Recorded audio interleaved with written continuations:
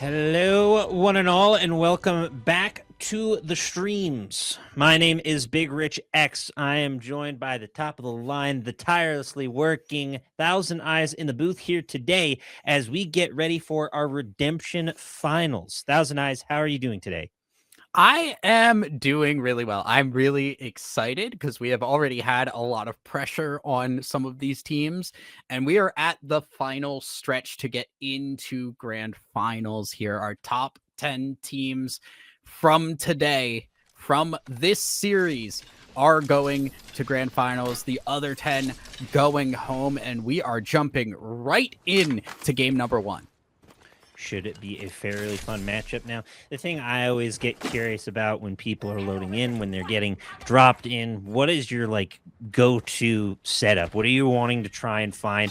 I know the 3030 has been a popular pick, as well as the G7 Scout, but if I'm getting up close and personal, I'm still looking for an R99.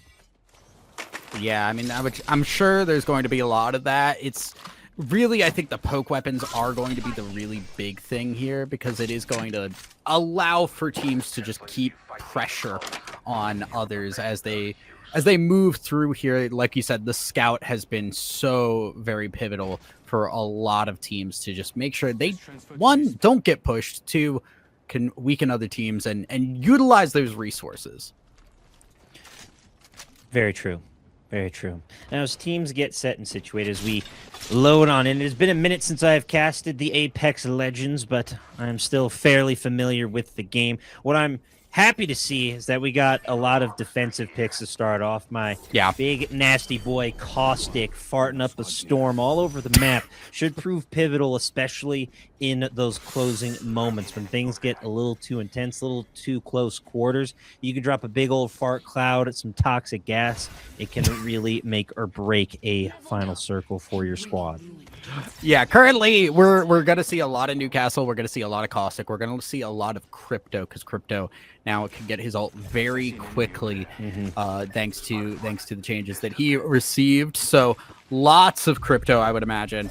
And then the Newcastle and Caustic are just extremely strong defensive legends that can keep a Crypto safe as he plays on his little iPad. Sometimes you need an iPad kid who can just hack and dash and do everything on the sidelines while your team runs and guns. Now, I'm curious about the poll on this. Cedo Station should prove to be fairly interesting as everyone starts to sort of funnel into this ravine. I'm curious to see how they utilize the environment to their advantage, especially on a map like Storm Point where things can get a little hectic amongst the rocks, environmental damages, as well as we're getting a few short engagements already in this final zone, or at least teams getting set up. It should prove to be at least a little bit interesting to see what teams collide truly first. Yeah, I mean, well, we already got one going here as Charmander's going to get a re-knock, I believe, onto Africa Z, and now they are just pushing forward here. Knock after knock, and Seeds only have one more they got to get here to take out that team entirely, and a very good start here. Despite the pullback from that altar, Seed's able to get a couple of KP right out the gate. And that should be huge later on. Now, mainly from what I've seen, you're going to be playing for placement, not necessarily slaying out. But when you're getting into those final matches of the night and you're trying to punch your ticket to the grand final situation, each individual point will start to matter. As Lithium Esports getting into trouble and running out of charge. They're getting pushed. Vortex and Co. just going to work. Hazel trying to stay up, but it's a no-go. And Lithium Esports, as well as Baby Seals, taken out in quick succession. And lots of teams going down first. And honestly, wasn't sure if we were going to get a lot of action early. We did have a couple of teams that did not get in time, so we were running a little bit behind. I wasn't sure if we were going to get teams fighting it out early, but some teams love landing on their spots and just going in. Borsuk's one of those teams that's getting in the middle of it right now, but Borealis does not have the HP, and it is Seeds once again who are just farming already. Sowing the seeds of victory, and you love to see things happen early, and luckily they have been. Seeds doing a phenomenal job getting a lot of KP, like you were saying early. More engagements happening as Goon and Two Wig moving on over. We were having a good old laugh about the team names in the lobby, and we will try to remain as professional as possible and strong in the booth for y'all as GT2W moving on forward. Although I always see it as a bit of a risk going up in a vehicle as you draw a lot of attention and make a lot of noise. Yeah, I mean, the big thing is that a lot of teams are not running any kind of rotational legends currently. Because like we said, we got the altar gets you through walls, but doesn't have like a port like the Ash or the Wraith or anything to get your entire team from one spot to another. You're running the Newcastle, you're running the Caustic. We're seeing Pronation here who are running the Valkyrie, which does have that rotational ability, but not a lot of teams are doing the same. So those tridents become really important to get your team from place to place and hunker down like a lot of these compositions are going to want to do. You want to find your go-to spot, and IDK here just taking pop shots at this. Oh, they don't know he's back there. Lick squad, and they're moving in. Nice shots pushing forward now as IDK trying to find an angle, but playing the edge of this zone is going to be a bit tricky. Pronation are not able to take this fight as easily as I thought they would. They had a really good angle. HYK, though, able to get up top. Now, they do need to fight this and get underneath at some point, because standing up on this roof is not going to be great for them in the long term. They just need to find the right engagement. Trying to find that time. Trying to find your moment. Wiz here with the drone. Crypto able to get something going and get some good spottage. They already got one knock. The Newcastle will pull it up. Will get a knock again. And now that is 2 down. And it is HYK in control of this fight. The caustic gas will deter them from finishing off the team, but it is still a win nonetheless, as we see Pain just flying away defeated.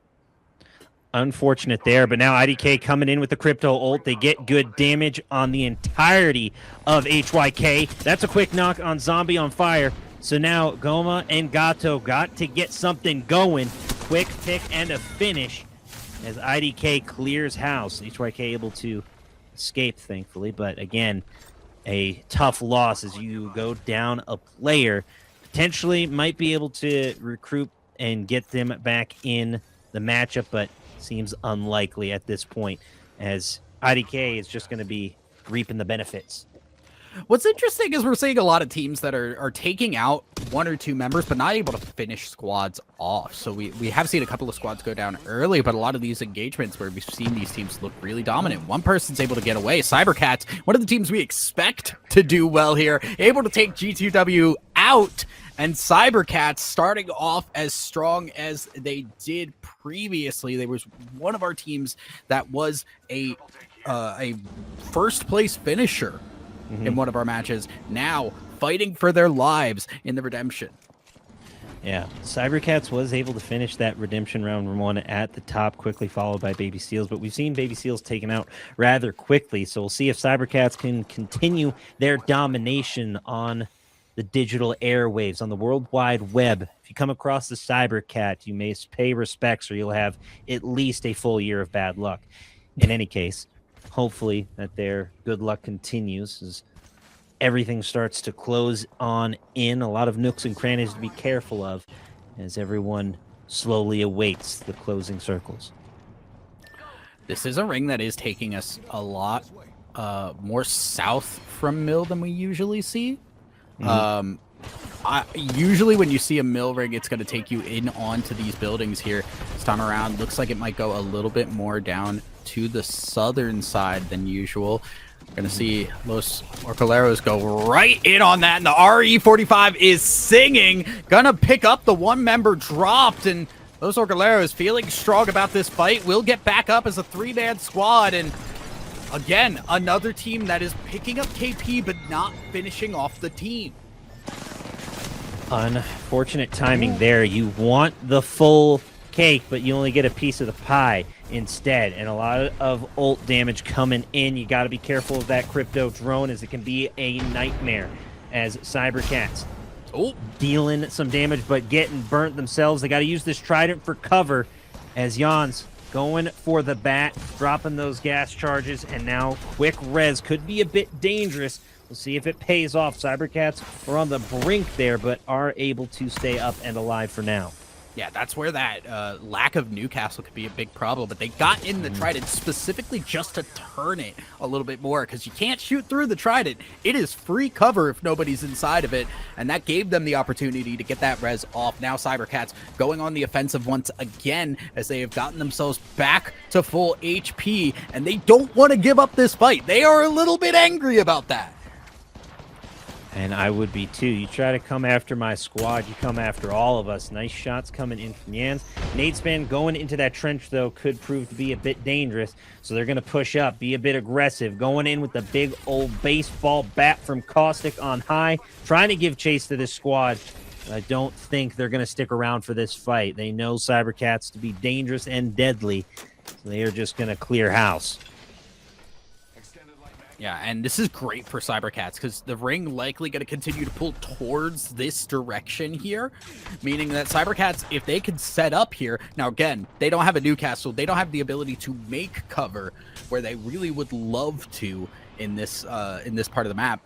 But they do have the Caustic. They have the Caustic. They have the Crypto as well to just put out a little bit of pressure and possibly ult teams to just keep them at distance. VLF fighting from a distance right now. No scope on this Sentinel. No problem. Lots of damage being done. And VLF, though, they are still with their backs to the ring. Unfortunate there. VLF was peppering in some damage on the outside, but now electing to go for the flank and the long rotation in. A lot of the squads still remain. We're at 14, closing in on our third circle. It's just a matter of timing and placement. The biggest thing I've seen in terms of just my limited experience with Apex casting is positioning is everything. Like real estate, Yes. It's all about location, location, location. Location, resources, your composition, playing to what your composition is very good at, because like we said, like a team like Freelancers, they have the ability to skirmish here with this Bangalore, but they don't have that bunker down capability. They don't have the Caustic to keep people away. They don't have the Newcastle to set up those walls for themselves, and you're seeing that cause a little bit of a problem for them right here. They don't have good cover. They can't make good cover. All they could do is play around this rock, maybe play around this trident, but they have teams on all sides of them, and you can see how much pressure is being put on them at the moment. Not really ideal. If I'm the Freelancers, you want some sort of way to break cover, and you have some concealment with the Bangalore smokes, but it's limited at best, and you can still get peppered with shots.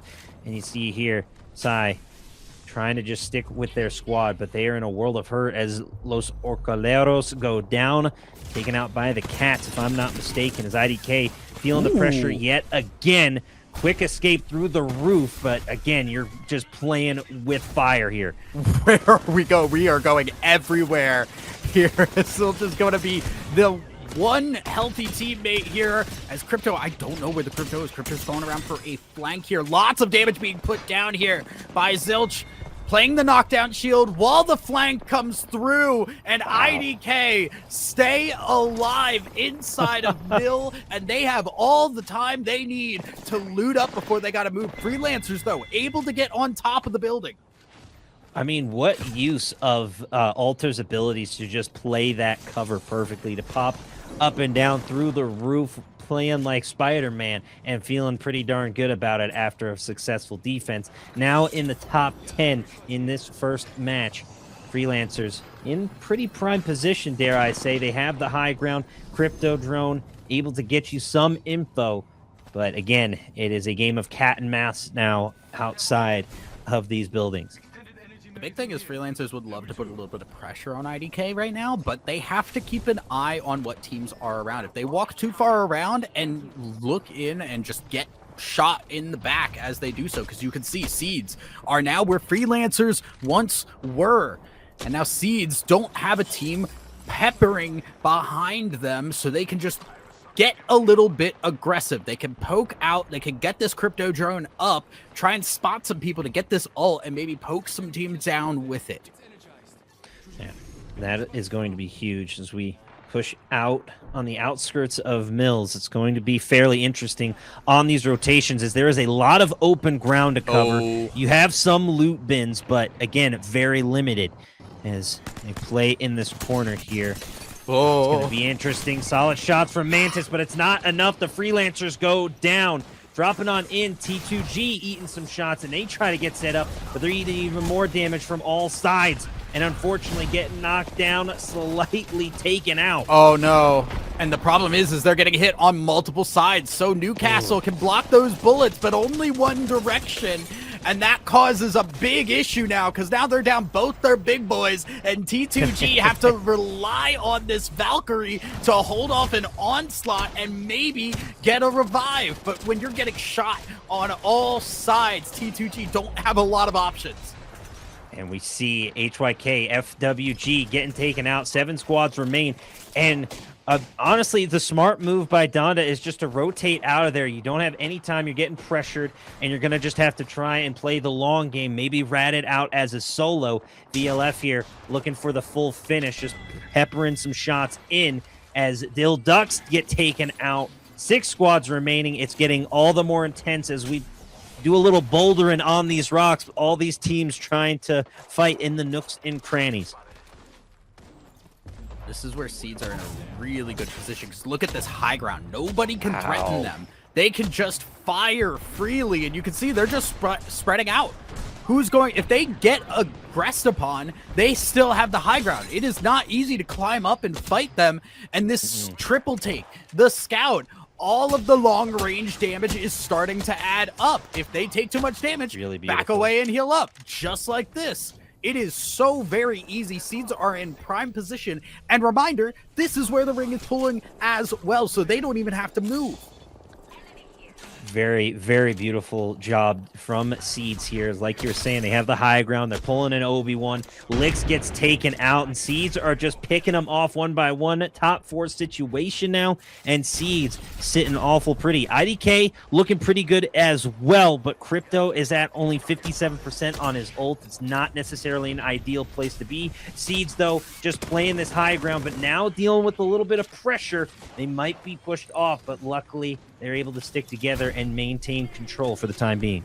The big thing with Seeds, though, is if a team tries to push Seeds, another team is going to push the team that's pushing Seeds. So Exactly. you don't have that ability to just push this team freely and get them off that high ground. Although they are taking a boy. lot of ring damage here, this is a little sketchy. The Bangalore ult going to do a lot too. Seeds might have thrown away their easy win. They've lost 2 members. It's just the Caustic, and Seeds are out. Wow, what a push. What a changeup from IDK as they're on the low ground getting blistered.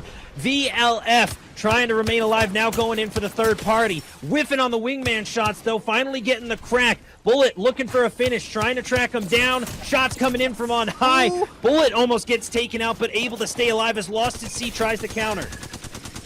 VLF need to heal up right now. This Bangalore in dire straits, but VLF still up high. They've got some caustic barrels to play around as well. They're just trying to see where that team is rotating beneath them so that they can drop at the right time, at the right place. That is going to be huge. Huge shot from VLF as they do a big 75, but they're still not pushing. They're playing this high ground for as long as they possibly can. It is going to be huge. Caustic just needs to keep dropping that gas. Yep. Hopefully we see an ult come from him, as that would be devastating to Lost at Sea. Wraith is the only one that can do it, but they're gonna push up and out instead. Lost at Sea, flying high with the Valkyrie ults, trying to descend. They may eat some storm damage, but they're already weak from the shots. A dangerous and bold move from Lost at Sea. Will it pay off? It's time to find out. Shots coming in from Celeste with the shotty, but unfortunately it's a no-go. Lost at Sea eating too much damage, 1000. Yeah, it is just not the fight that you need. VLF had set themselves up with the gas here, able to play so far back. Look at the control they have of this fight. And while I get the idea of Valk ulting in, I don't think it's what you needed to do. VLF get handed a victory in game number 1. I mean, we spoke about it earlier. It's all about location, location, location. Lost at Sea was playing the low ground for a majority of those fights, was trying to just stay out of it.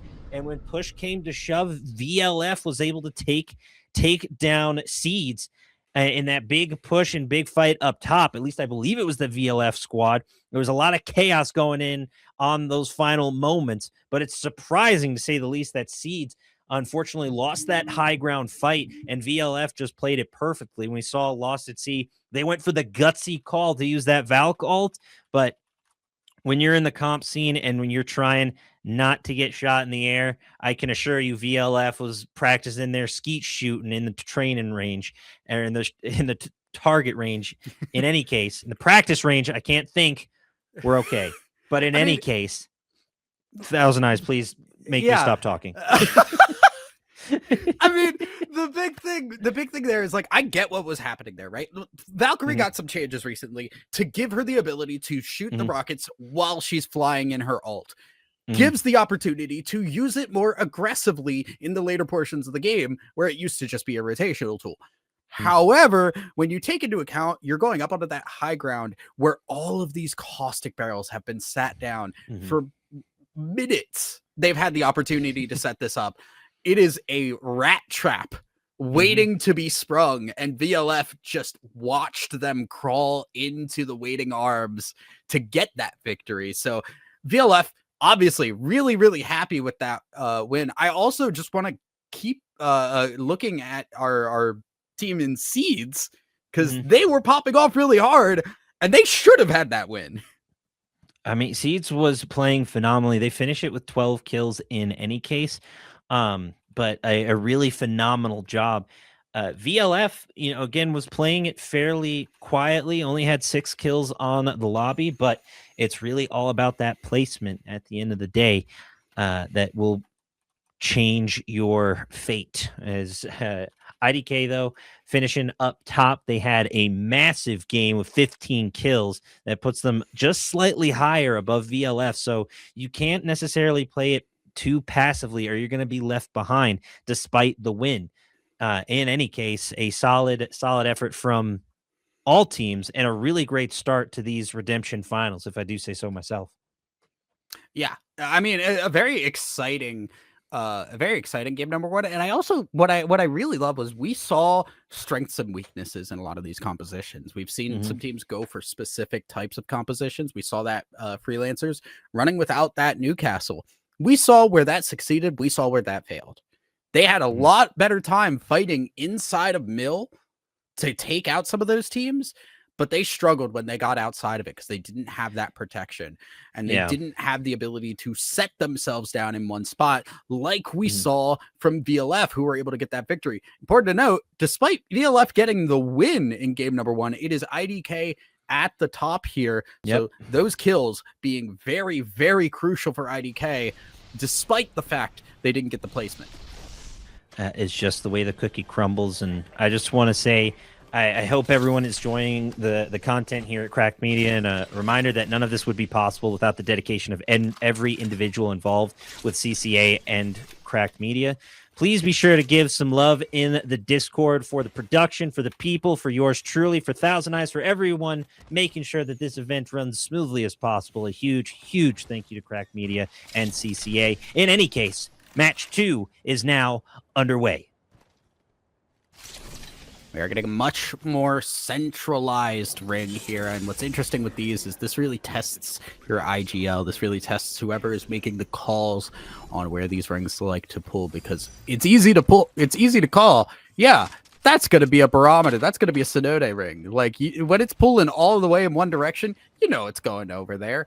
When it's in the center, you've got to really rely on some studying that you have done to understand where that ring is going to want to go.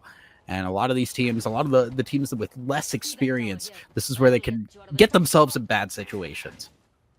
Yeah, especially on a map like Stormpoint, it can prove to be a bit mixy, at least from my experience, as limited as I keep saying that it is.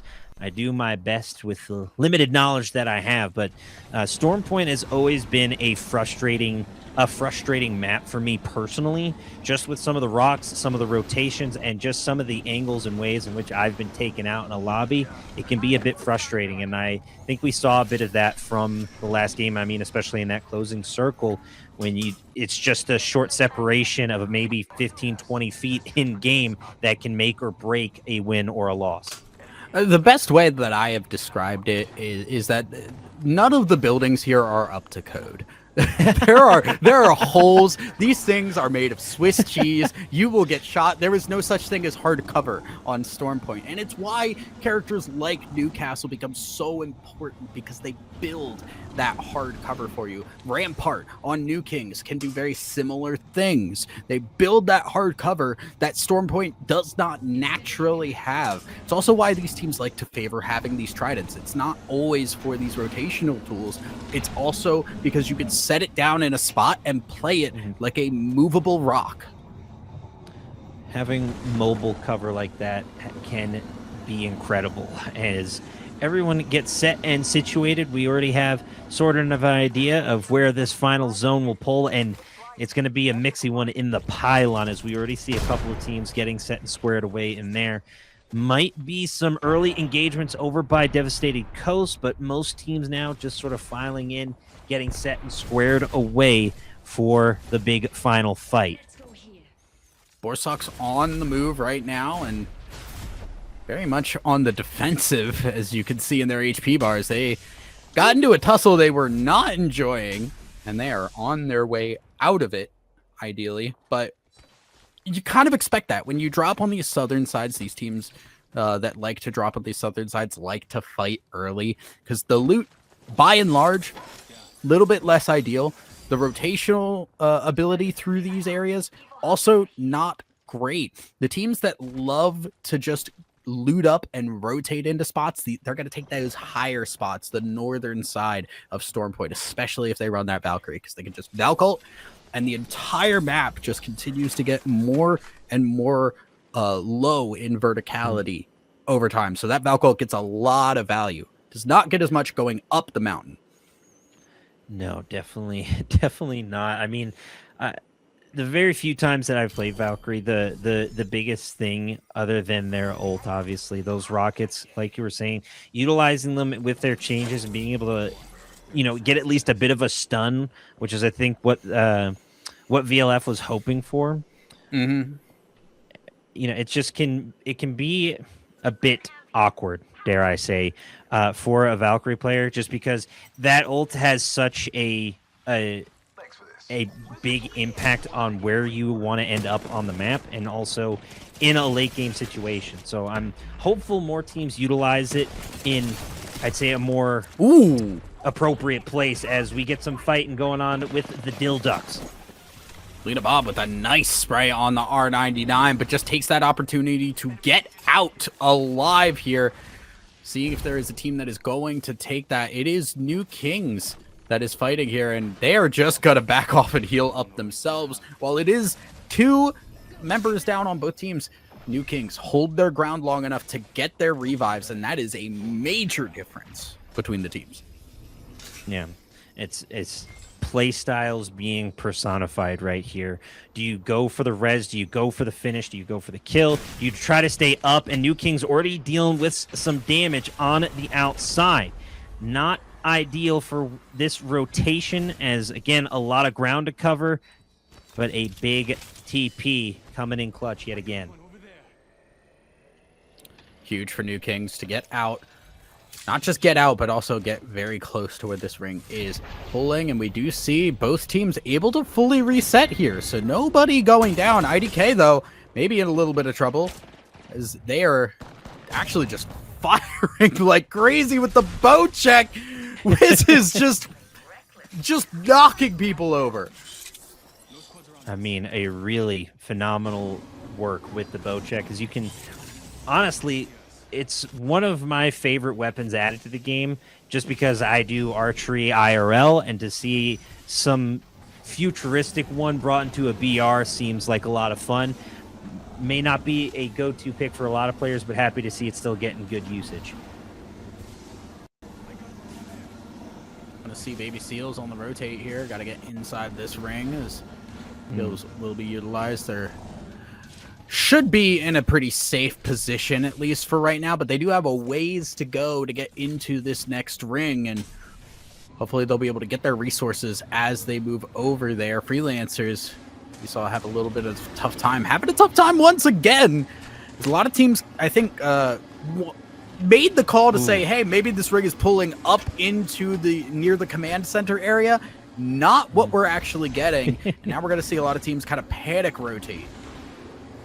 Not ideal, in all honesty. Freelancers using a lot of resources on those shots. You know, you still see Psy, unfortunately, dropped by about 50 shield. It's just frustrating when you're trying to rotate and all you want to do is just get to zone and then focus from there, and teams are just going to pepper you as much as you can, especially with that Trident. So it goes back to those pros and cons. You have that mobility and that movement as the Freelancers are flying high in the Trident. I've never seen a Trident go this far in the air. That is incredible on the zip lines. You love to see it. That caught me off guard. That one caught me off guard a little bit. I was not prepared for that one. This Miss Fristle's Magic School Bus turned into the Trident. Oh, no, not again. Chitty, chitty, bang, bang. FWG, though, going to work as we get back I just wanted into a the normal matchup. field trip. That's too bad. With the frizz? Oh, No my way. God. We are getting a pylon ring, though, so we are going to have hold to on. get a lot of teams moving through. Freelancers still on the run, and you're going to scan this survey beacon to see, hey, everybody has realized this is a pylon zone, and any team trying to rotate in this late in the game, they're going to have to fight their way in. Yeah, not ideal. Again, an alter ult coming in clutch to save Dildux on the outside. Los Orcaleros trying to get some movement in. We're at 15 squads remaining. Everyone trying to rotate in as round 2 begins closing on through. Wizzy and co going to be in trouble here rotating through Ceto Station. But they do have that crypto ult trying to sneak in through the grasses, slithering like a snake. It's the crypto ult from below and doing big damage in the corner. Now, will IDK press? Here comes the push. Bangalore ults and more going in. Seeds in trouble here in the back corner now as Lithium Esports, the ones getting pushed. The nades are doing so much work. Lithium are just having to heal as best they can. They're going to take out the drones so they know they're not seen anymore, but there is nowhere to go. They are in a corner, and they're going to try and use this altar port to get out while they can, but it's not going to be easy. They do make their way through. They have to keep their eyes on their back because I'm sure that team is going to be pushing. Not an ideal situation. You're in this Jurassic, basically kill zone, and you try to climb your way out, but there are steep hills to climb on either side. Getting to cover now, Lithium Esports in a bit of trouble here. Mad Maggie able to just drop that LB and push on through, her Q. And for you keyboard and mouse players, I'm a controller player myself, but in any case, Lithium Esports able to escape with their lives for now, but again, the nades being placed perfectly. The resources used here, generally you don't see them utilized this well. Lithium just haven't even been able to look at their opponents until just now, and their HP bars are gone! Dildux play that fight perfectly! Renzalations with an incredible flank just went to work with the R99. An incredible effort through and through from this Dildux squad, but Renzalations was there with the big carry. And again, they're getting pushed. The third-party aspects are going to be devastating as Flinzar goes down. Bob and Renzalations now in a tough predicament. They should be able to get their banner back, but an unfortunate timing on that push. Yeah, I do honestly.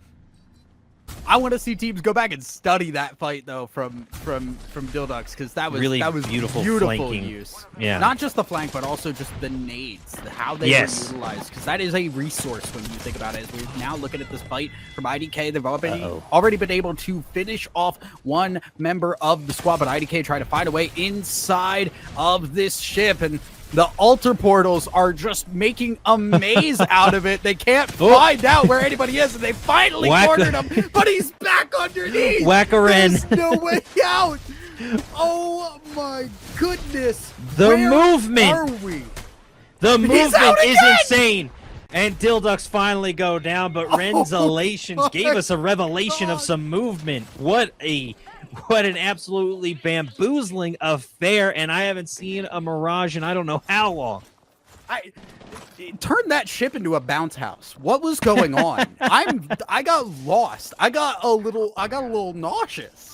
Lost in the sauce, Thousand Eyes. Gotta be careful, especially with Goon and Two-Wig still up in the lobby as 13 squads remain. Goon and Two-Wig, unfortunately, eating a lot of shots and gotta stay up and alive. Juicy Schmoves dropped to just 20 HP, but Seeds gets taken out. A one-person wrecking crew. Juicy Schmoves with the moves for the crews. A beautiful job from Goon and Two-Wig to stay alive, just on the brink, on the edge, one might say.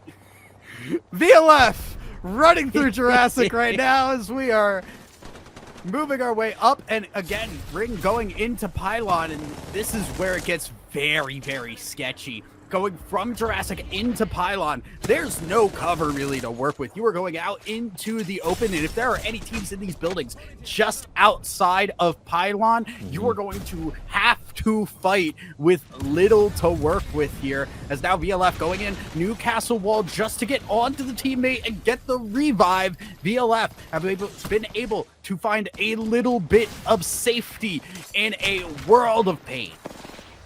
Yeah, Manitos here had good positioning, but all these teams collapsing on them. You still have IDK in the back now. They're dropping some damage in, and all of it seemingly going the way of Manitos, as they were unable to pick up much, but they're putting in good damage. We saw Baby Seals at Vortex able to sneak on through as just the solo player, trying to stay up, trying to stay alive. It's not ideal, but they are able to get the respawn. Baby Seals with a dangerous call-in, but it just might be the gutsy play they need, as there's still Manitos on the outside trying to keep this IDK squad on the outside looking in. Thousand. IDK are just trying any angle that they can, and it gets so scary because you can see, getting detected by the crypto drone makes it hard to split up. But you also don't want to group up too much either. It is a very scary situation that IDK have put themselves in, and now gonna see if they can just hop up there. A little bit of an awkward altar portal, but they are gonna still get up top, and now the RE45 has to sing, but Blaze is not in a good spot, getting all over the place. Will get back over to the team and heal up, but that is not the fight they were looking for, and that might be an opportunity to get pushed if there was not enough damage done on the other side. Dangerous, dangerous plays as we hear a couple of knocks. Manitos in trouble, but they hold the high ground as Los Ocraleros get taken out. Unfortunate timing there.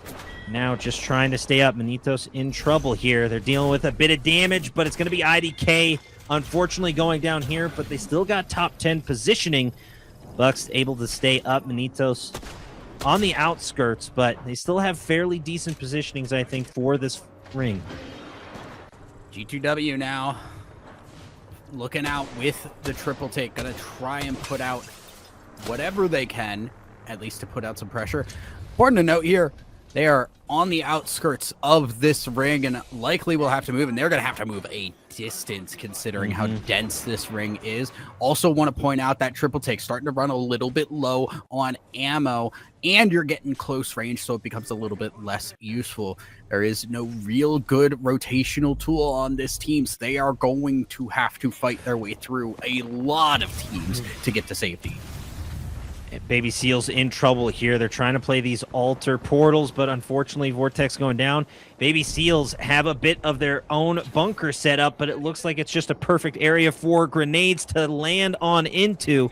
Baby Seals now just trying to play the high ground. Very dangerous positioning they're in, though, but as this circle gets closer and closer, all these teams now fighting for every inch of the building that they possibly can get their hands on in Pylon. G2W in the middle of a fight right now. They do get a knock, and that's thanks to that crypto. getting the drone ult down. The Newcastle getting the res, but not able to stay up, and both members have fallen. There is still one more member of this team alive, but G2W able to finish off a couple of members. Now T2G Titans peeking around the corner, realize they don't want to go that way. They will take a lot of ring to do so, and they will watch as teams start to try and crawl away, moving their way to where the ring will finally settle. T2G in pretty good positioning here. They're able to still rotate inside. They have plenty of cover. They can just fire from multiple spots. They can get themselves in fairly decent positioning as they continue to rotate on in. It's going to be Manitos on the outskirts, just tight in these corners. Got to be careful on their rotations. The LF on the underground, but Manitos peppering in shots. Still have Newcastle ult to utilize as cover as they pepper in the shots. FWG going down. 8 squads remain, 1,000. Seeing the Crypto just try and get a little bit of pings, get a little bit of an idea. Going for the kidnap on the altar, not going to grab it, but will get some pressure down. Gonna see them just drop through, grab stuff off of that care package and get back over to the team. Flesh damage being done, and that is lost at sea, eliminated. Manito still keeping the pressure onto the team from their north. Lots of headshots, lots of cracked shields, but Manitos not enough pressure to make the push. Another big game from VLF, by the way. They should get decent pointage out of this as they just break through the Newcastle. It's going to be Newcastle charging up with the portable shield now. And dangerous moves from Manitos, but will the gutsy play call pay off? Got to watch for the flanks. They're playing a little whack-a-mole. Nox coming in. Beautiful shots. The movement with the altar portals has been phenomenal in this series. And Recon all alone for Manitos. Able to get a knock, but it's not enough. The shots from behind taking them out. And it's Cybercats. Who else but Cybercats with their claws as vicious as they can be? Honestly, really beautiful altar play here. As now Cybercats going for more. They're just playing, peeking in and out. You never know where this altar is. We're not just playing whack-a-mole anymore. We are playing whack-a-mole on light speed. Oh no, I believe there was some Valk cutoff. Only T2G, unfortunately, it was only Donda that went up. I believe they may have been caught or disengaged on the building. Donda just trying to escape and take the high ground, but shots coming in. It's not good. Donda down, and that is T2G taken out. Cybercats looking for their win this time. We said they were a team that needed to show up. They were a team that we expected to show up based on what we saw in the previous matches, and now they have their opportunity. They've been playing crazy throughout this game, and there's 3 squads left, one of them being Cybercats. And Goonin 2-Wig taken out, making it into the top 3, but now a 3-on-3 attack. Rudy going down, and just like that, the Cybercats push in. The altar push was the play for Cybercats, and it paid off perfectly to perfection. You really wanted to get that cat pun in there, huh? I had to. You don't know how many times I'm going to drop a cat pun in a matchup where the Cybercats win. I mean, I may be curious, but not like the Cats getting this goated with the movement, with the altar plays. I mean, the utility that they were able to use on those portals was phenomenal. I mean, back and forth, bobbing and weaving. It just seemed impractical to try and whack them down.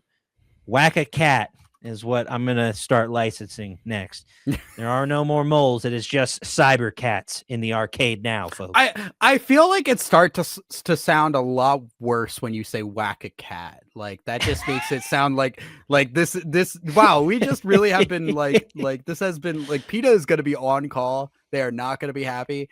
But we are going to take a look at our standings now, and Cybercats able to make it back up to the top. They got to hope there is not an altar portal that takes them back down underneath. Hopefully not. But I don't know what PETA has to do with it. Last I heard, he was in the Hunger Games. But in any Stop. case, as we as we continue with the matchups, it has been an absolute blast thus far, and I'm hoping everything continues to go just as phenomenal as it has been. There's been intense moments, there's been close quarters combat, there's been everything you want in Apex Legends tourney, and I hope match 3 is more of the same. Absolutely here. We do have a couple of things to work through, though, before we get to match number 3. So we are going to send it to a quick break here as we get ready. Match number 3 coming up right after this.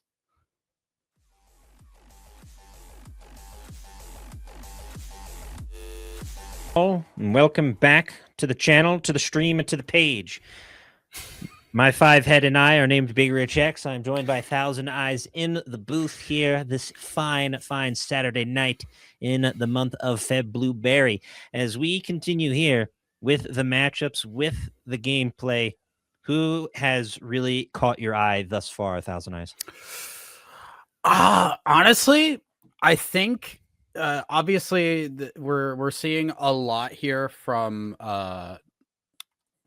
oh my goodness, from Cybercats. I don't know why that blanked on me after that. Cybercats have been doing really well. I think VLF, despite the fact that they've been gifted a little bit of some of their points in terms of just like some questionable decision making in game number 1 from other teams, I still think they have been playing really solid, and the consistency is very obviously there. Seeds, also a team that I think has the capability to really get a good game. We have seen them do well, and even despite the fact that they have not had high placement finishes, they have 14 kills nonetheless. And I think that is something worth noting, that we should watch that team. If they have a pop-off game, they could jump up the standings really fast. Agreed. I think with that big game, that moment that could change their fate, they could pop up on the leaderboard. It's going to be top 10 moving on regardless. So I'm confident that Seeds will be in said top 10. The ones that have caught my eye have been VLF. They've been averaging a top 3 finish or higher at this point. What I need to see a bit more from them is to bump up their aggression a bit. They're sitting at 11 kills, and it's, not anything impressive, nothing to write home about, but still, they need to step it up in the kill department if they're going to want to compete and maintain their top 3 finish once all is said and done. Absolutely. We are getting underway once again on to Storm Point. And this one, very clear ring this time around. We've had a couple of weird ones, and that might have played a part in why that previous game was so all over the place.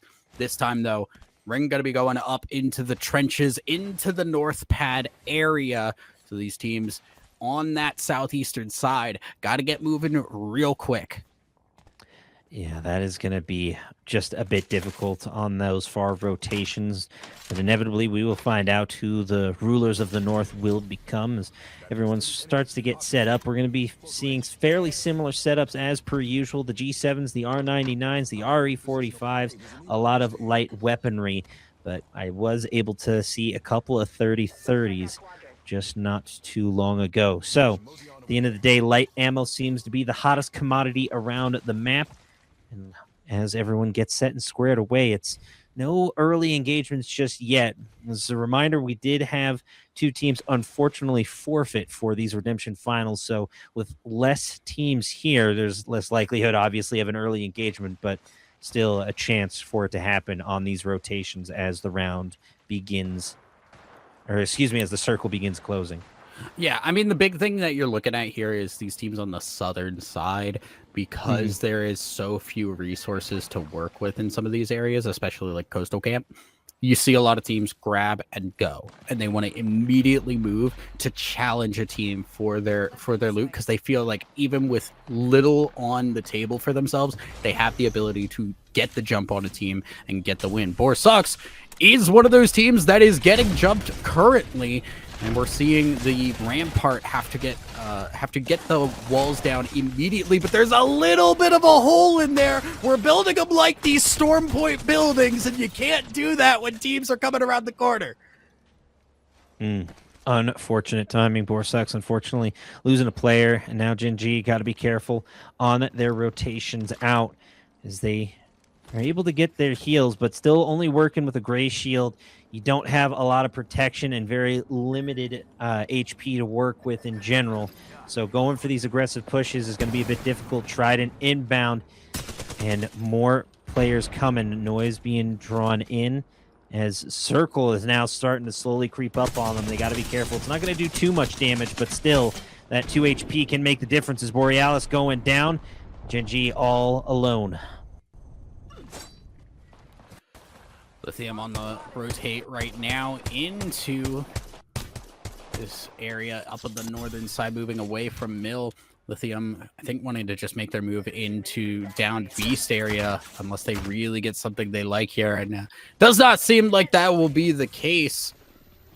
Lithium has been having a bit of a time here in these first 2 games. Hopefully they can get their feet on solid ground here as we go into game number 3. I do want to call out too, we haven't mentioned it yet, but Caustic banned game number 1, Alter banned now in game number 2. So we are starting to lose some of those really top tier legends. Unfortunately, we won't get to see any more Alter play for the remainder of these finals. But what plays from Cybercats that I'm sure will go in the highlight reel as we approach the corpse of the Sea Beast. It's a matter of timing on these rotations and pushes in. We see a couple of crypto ults coming in. Dildux in a bit of trouble here as Lena trying to just pepper in some bow check shot, but could be one of our first squads down. T2G putting in some knocks on Lick, and now just trying to finish off said squad as Lithium Esports just peppering the damage with those G7s. It's going to be annoying trying to keep your Rampart barriers up. Speaking of trying to stay up, Lena Bob currently holding out hope here. Gets a big knock, though. Closes the door, and now hits the shield cell to try and move. They know there's they know they're trying to revive there. Gonna throw out the nades, put out the pressure, keep them out. The air nades doing a lot here, but is it enough? Re-knock onto 1. Lena Bob doing a lot of work, but is it enough? The bow check, 65, Big 65, hit. 65! What in God's name did we just watch? The Dildux have struck as the Cybercats get taken out very, very early on Jurassic. Dildux, my goodness, remembering who they are in Jurassic, ducks and chickens and birds are the closest living relatives to the dinosaurs of ages past and show that they still have some Velociraptor DNA in their veins. What shots with the bow check from Lena Bob. That is the most clutch bow check. Look at the I have arrows in ever the death seen. boxes. I have- Oh my goodness. I have never seen in a more clutch situation 3 immediate arrows into somebody to take them out. Absolutely clinical from Dildux. And now you can't say they don't work well under pressure. That question has been answered in spades. Linda and Bob would be proud. Bob's Burgers are going to be cooking up a storm tonight for that squad. An incredible effort through and through. And the matchup's just getting started. Still 14 squads remaining as it's Freelancers taking some shots, doing a little skeet shooting, trying to find some hits, but unfortunately a no-go. It's just a quick up and down to get some visual, but unfortunately nothing coming as Los Orcaleros pop down in the egg. And now got a bit of Wraith action potential to be used. Their ult is unfortunately not up as Imperial going down. Zestify gets taken out. Oh, no. And it's all up to Verboten to try and stay alive. Now sprinting away, using that Wraith energy. Does not have their ult yet, but able to pop their Q. Now just trying to get to cover. Oh, the chase down, though. Cover to be found. Oh. There's another team on the other side, and that is Really tough there for Los Orcaleros. Unfortunately, the RE45 shot's not landing, and that will be the end for Los Orcaleros on this game. Lost at Sea setting up on top of Downed Beast, and that is evil. You should not be able to have a setup of Sheila with the wall on top of Downed Beast. Sometimes you got to do what you got to do, and you need to set up the anti-aircraft emplacement as more recalls coming in. See if Surust can get some shots on this player dropping in. It's an absolute firestorm. Quick knock. Renzelations, though, picking some stuff up. Lost at Sea, though, unable to grab that knock, to my knowledge. It's no surprise. Lena Bob able to take the kill lead in position. 13 squads remain. Lost at Sea just playing the high ground on Down Beast and waiting for teams to come to them. Yeah, I mean, this is kind of just what you need to do at this point, too. This team is built to do exactly this. The Valk gets them in this position, has the ability to keep poking out for free with the tactical, and then you've got the Rampart, you've got the Newcastle. Walls on walls on walls. Nobody is getting up on top of Down Beast without having to push through some walls and fight their way up. Unfortunate rotation here in any case for a lot of these squads, as you're going to have to deal with an onslaught of cover. A lot of people already getting set up and squared away. I'm curious to see how this final circle pulls once we get everyone inside, but I'm curious to see if it'll go towards the ocean or closer towards Down Beast. I'm hopeful for a fun finish like we have seen time and time again thus far today and in this Redemption Finals. Big push coming in from Seeds as they eat some crypto drone damage. Already having a player drop to 2 HP. Newcastle playing as crypto has got to be a bit ironic, but Charmander eating some fire as well, trying to stay up and trying to stay alive, but the shots just too impeccable. Ooh.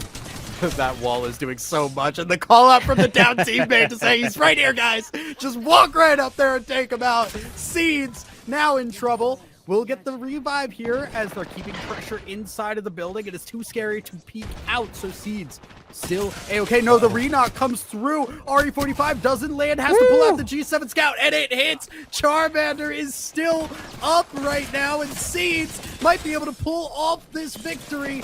They've just got to finish off the last of the team, the triple take, peeking out, but it's not enough. They lose the knockdown shield. Charmander's on 1 HP, and he's got to jump down. Unfortunate timing there as IDK laying in the pressure. Somehow Charmander was able to escape from that situation. Hopefully we can catch up with them later as IDK putting in the work.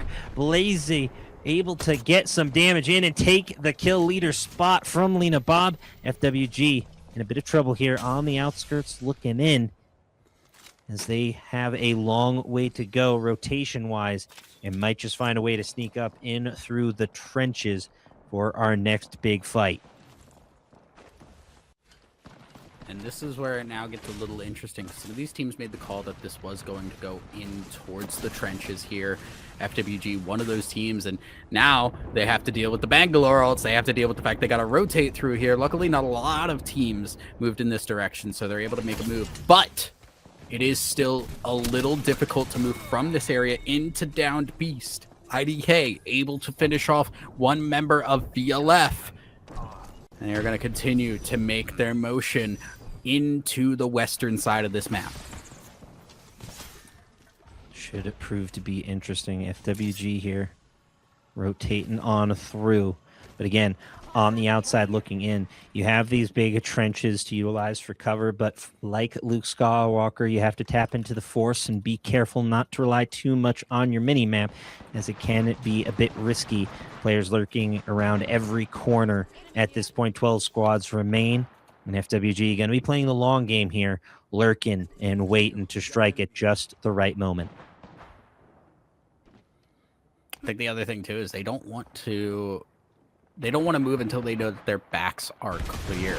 So it's a little scary here. Manitos kind of dealing with all these teams that are in down beast area, and there's so many explosions going down. They all have to drop down and heal up, and luckily it doesn't seem like they're getting pushed, but they are a little concerned about that.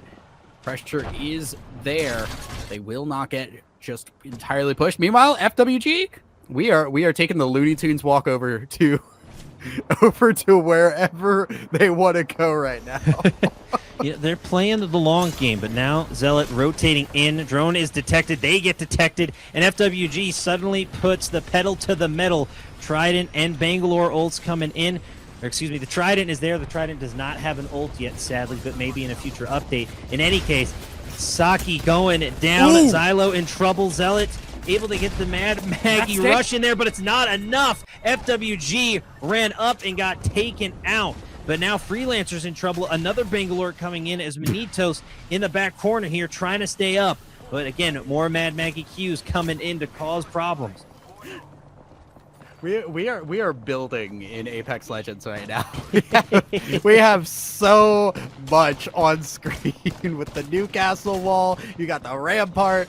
It is so difficult to try and push onto Manitos, but this is where that Mad Maggie, any team running a Mad Maggie, is very happy to see this, because they just get to continue to put down more and more pressure on these teams and force them through some of these resources here.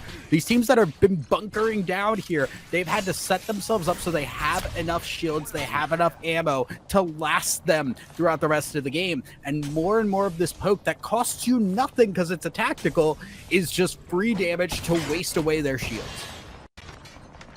That is a very good point. You just got to keep poking and prod and keep making them waste their resources, so when it gets to that final circle, they are left staring at empty pockets. In any case, we're in a top 10 situation right now, as Pronation Licks is pulling the same strategy I think we saw FWG try to pull, and they're trying to sneak on through. They don't want to necessarily get into these engagements or waste their shields and resources, so they're just trying to get set up in the little hub now, as it's Rampart and Newcastle as they build themselves a fortress in under Down Beast.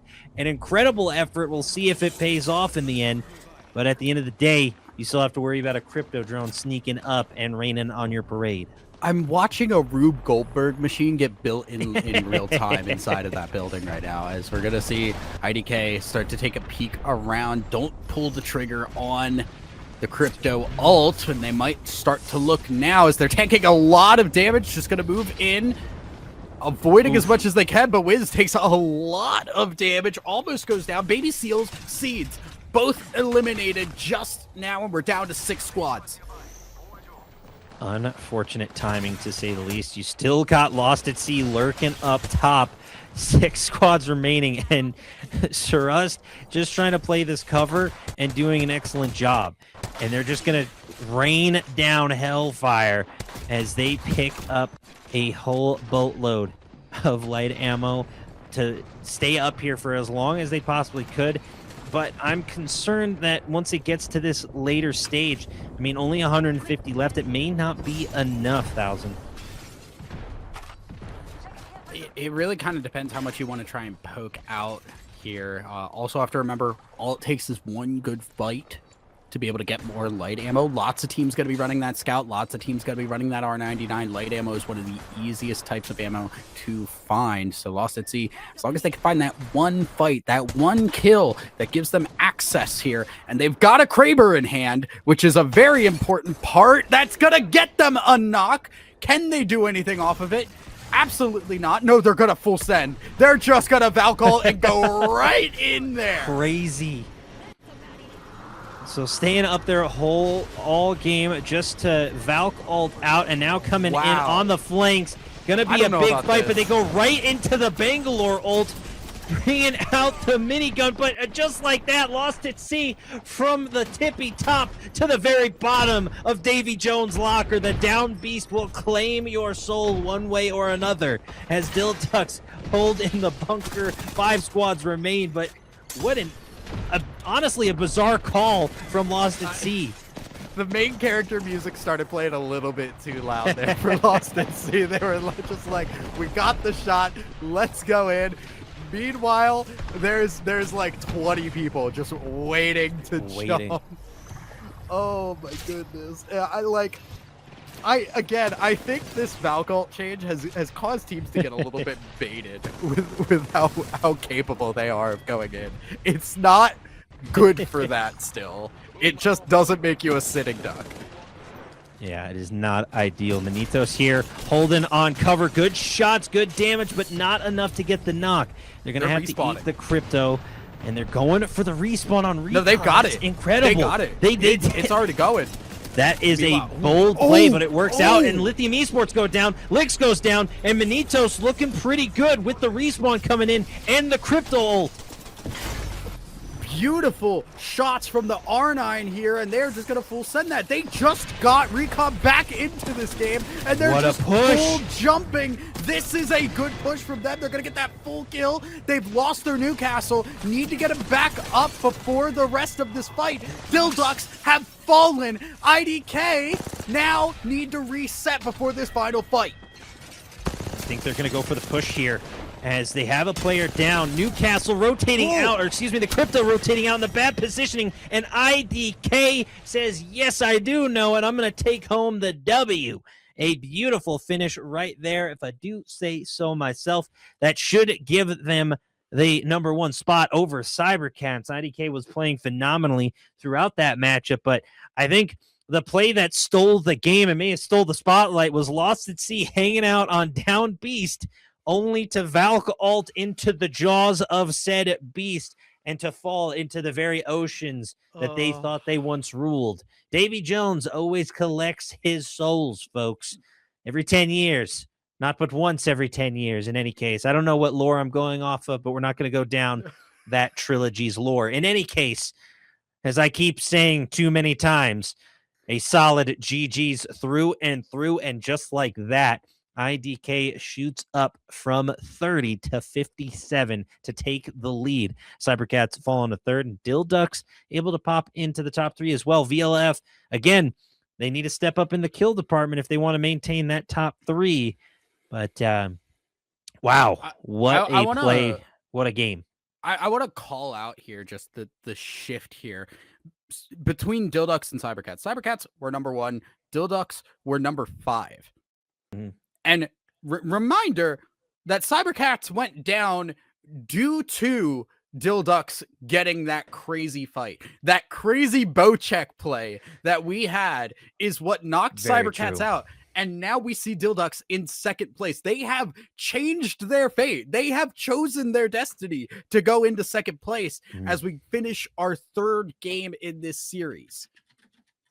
Yeah, Merida would be proud for the chance to change your fate. Dilducks were able to capture that moment and not allow their fate to be chosen for them, but to execute to perfection and with an arrow, no less. So I think Merida would be doubly proud. In any case, folks, a wonderful, wonderful matchup continues here as we ride high after several intense finishes across the board.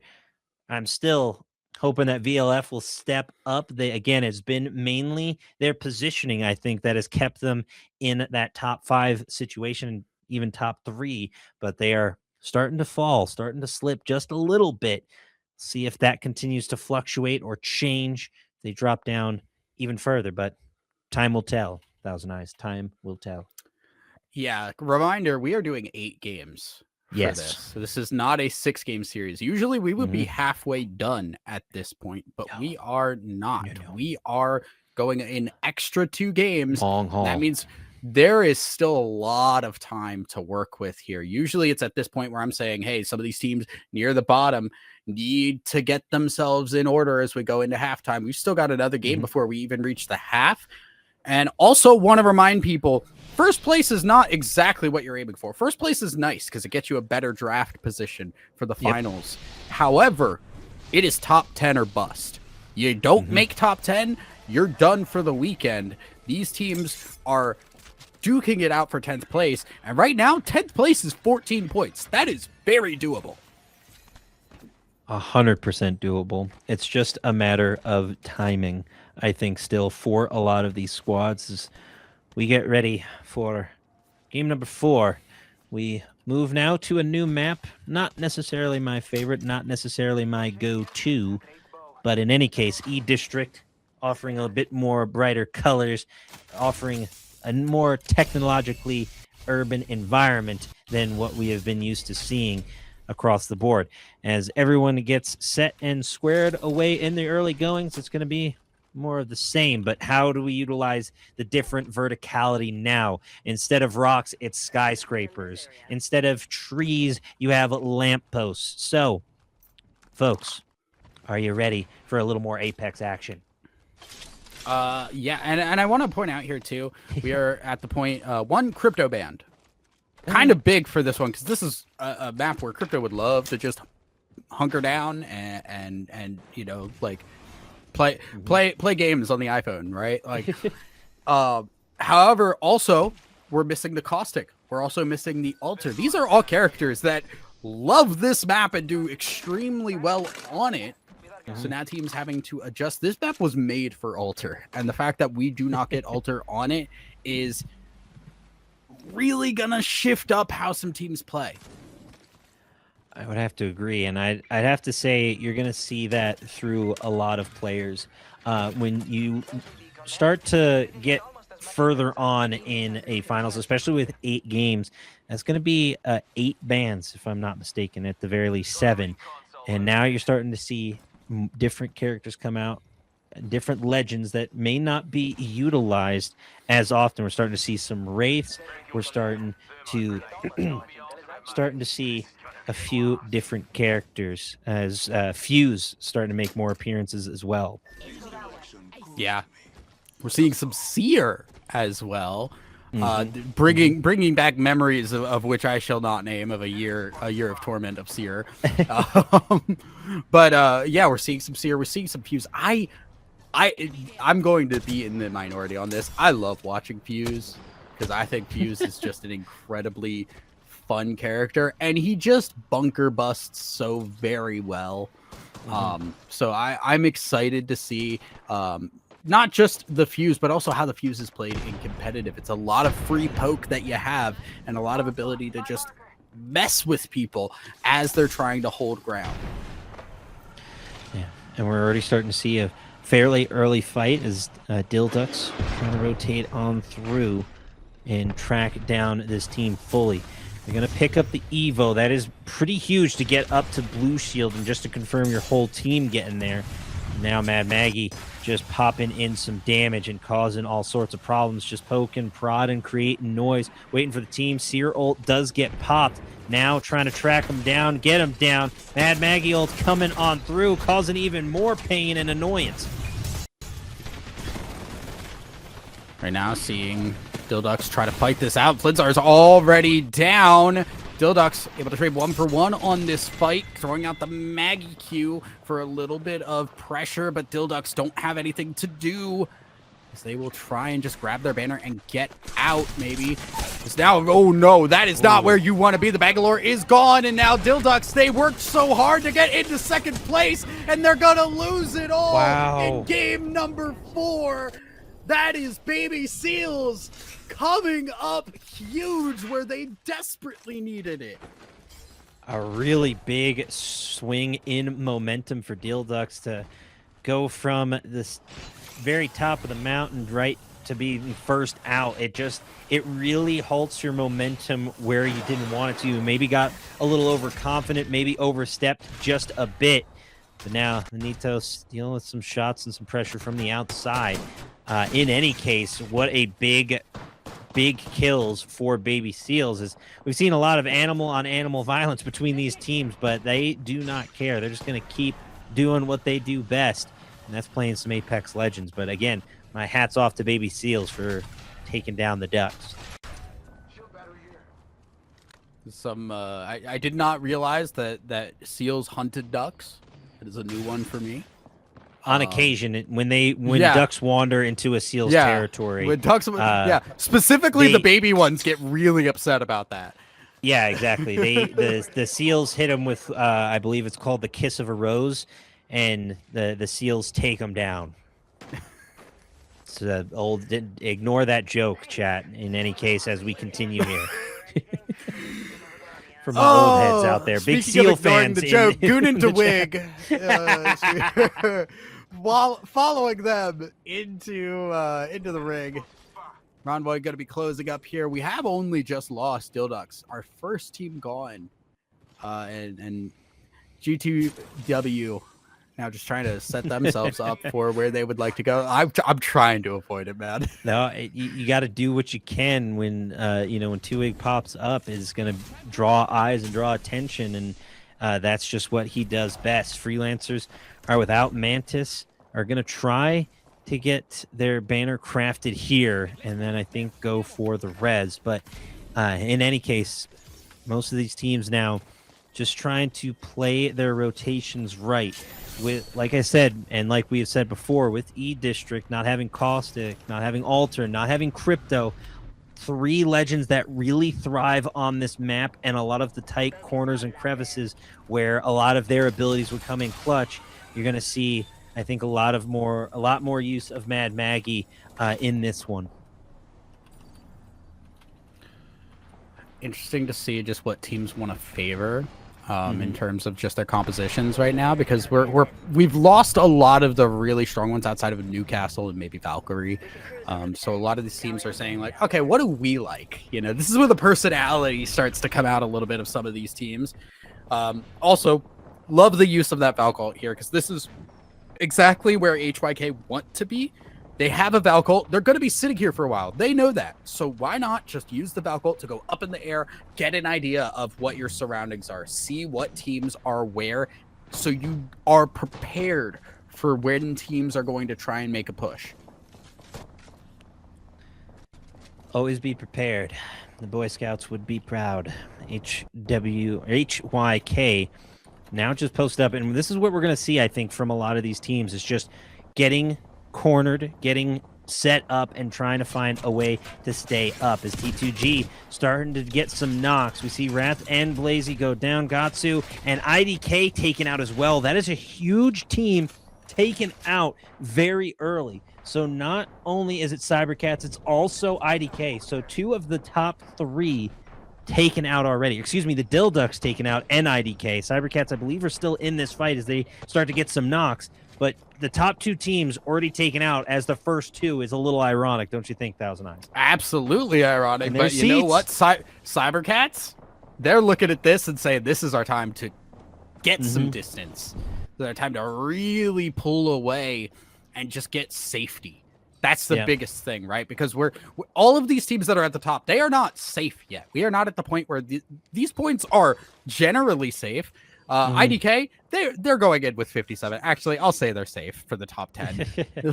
Generally, a little bit, even in an 8-game series, 57 points probably going to put you in an okay spot. However, Cybercats would love to be able to just pull away, get all of these teams that are like close by, much further down, so they're a lot less worried going into these later games. I would have to agree. The other squad I think I'm looking at is VLF. They have been maintaining a top 5 position for a majority of this, but have not been too high on the kill count.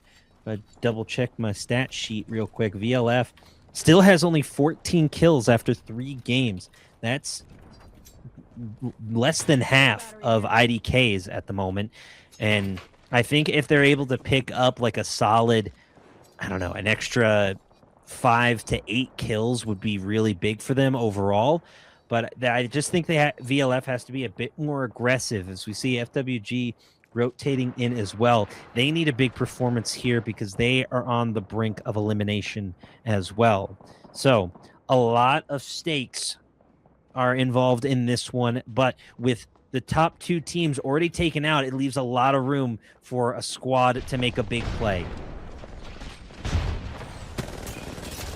Gonna see right now, Freelancers, one of those teams kind of in the bubble area right now. Need to have a good game, and right now not looking too great for them as they're taking a lot of damage. Freelancers just trying to play on this high ground. It is not working out, so they will back off and heal, but all of that pressure given away, the teams nearby will start to notice and maybe try and make a push. There is potential there as we get ready for rounds 3 and 4. Xylo had to go for the loot, but ate a bit of damage to get there. And now rotating on through, a lot of nades being tossed up. We do have a Kraber in play from FWG. So I'm excited to see if they're able to get any headshots, get any knocks, try to find someone on these peaks. But it's going to be tough. It is a big, old sniper rifle. And you got to be careful when you ADS. It's going to take at least 3 to 4 business days. FWG trying to pull their Newcastle in here, and again, the Newcastle is the last person you want to be going down first, because that would have been a revive if it was anybody else. The Newcastle would just pull them up, and now FWG left as a duo to try and navigate a way out of this, and it doesn't look like that's going to happen very likely. The PK shots not landing, and FWG just have a sole Bangalore to try and get something. Looking for the KP, might not even be able to get that, as they will just have to back away.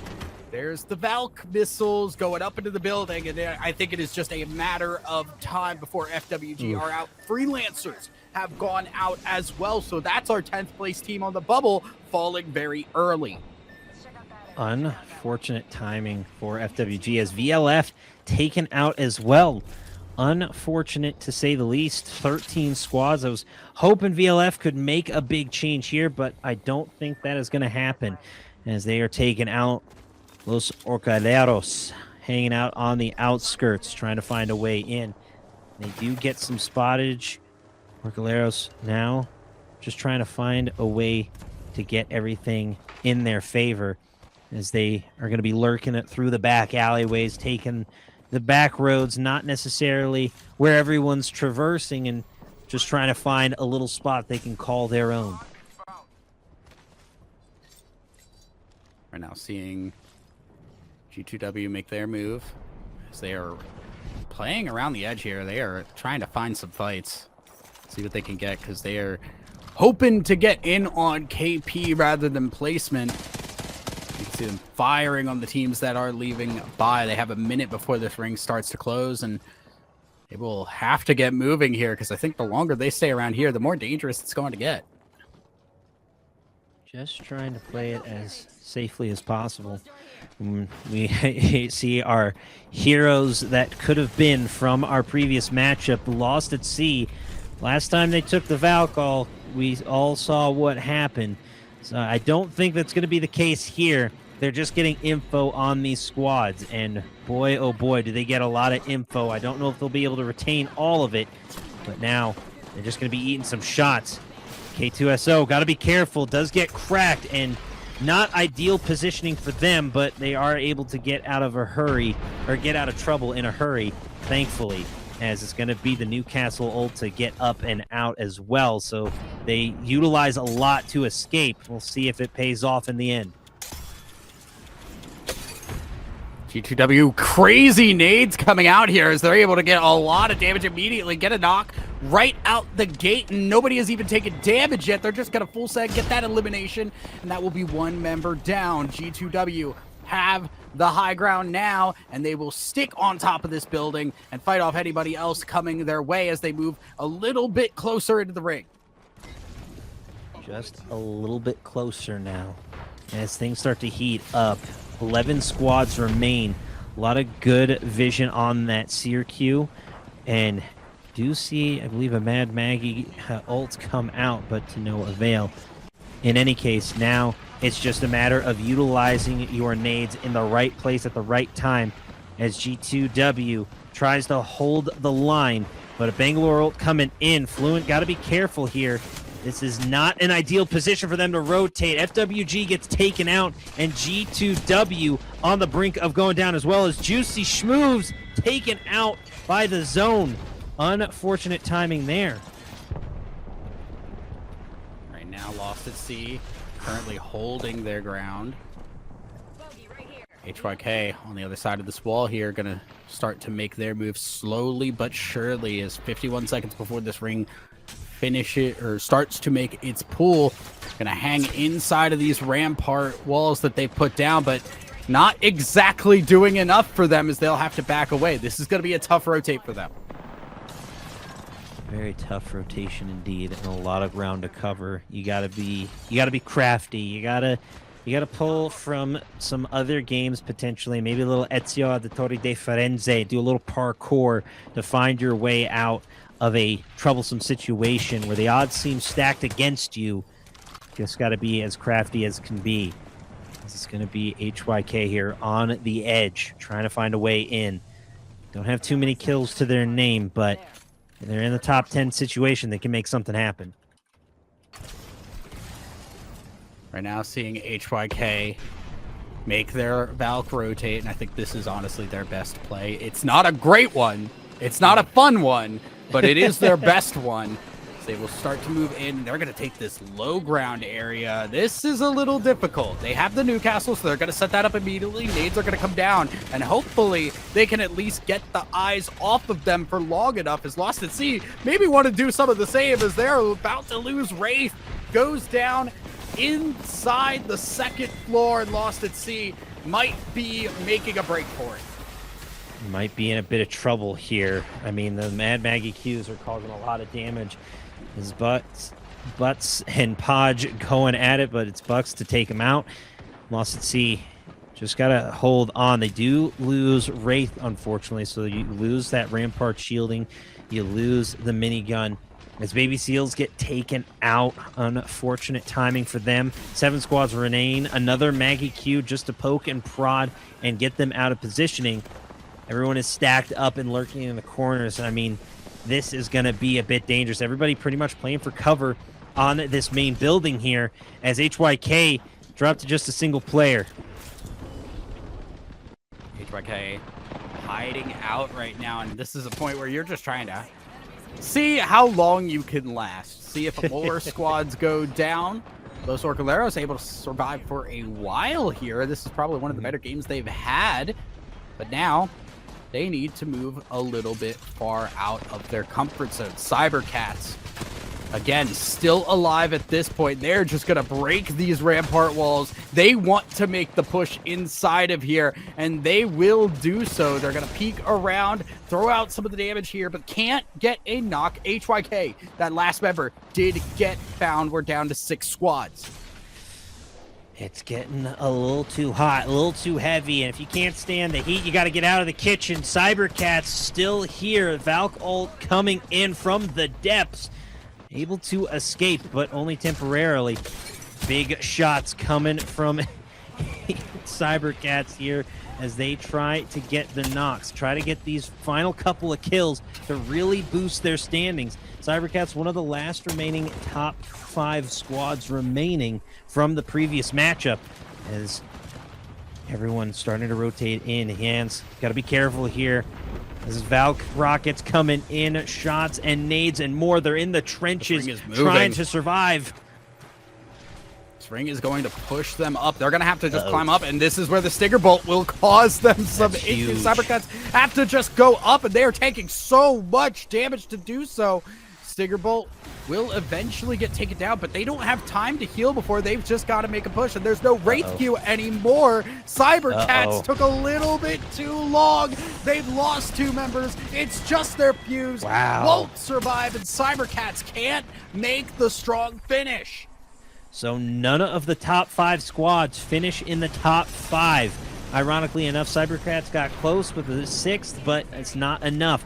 And they're going to have to give up the high ground eventually. The Titans now dropping down. 5 squads remain in this tiny, tiny zone as the final round begins closing in. The Maggials coming in.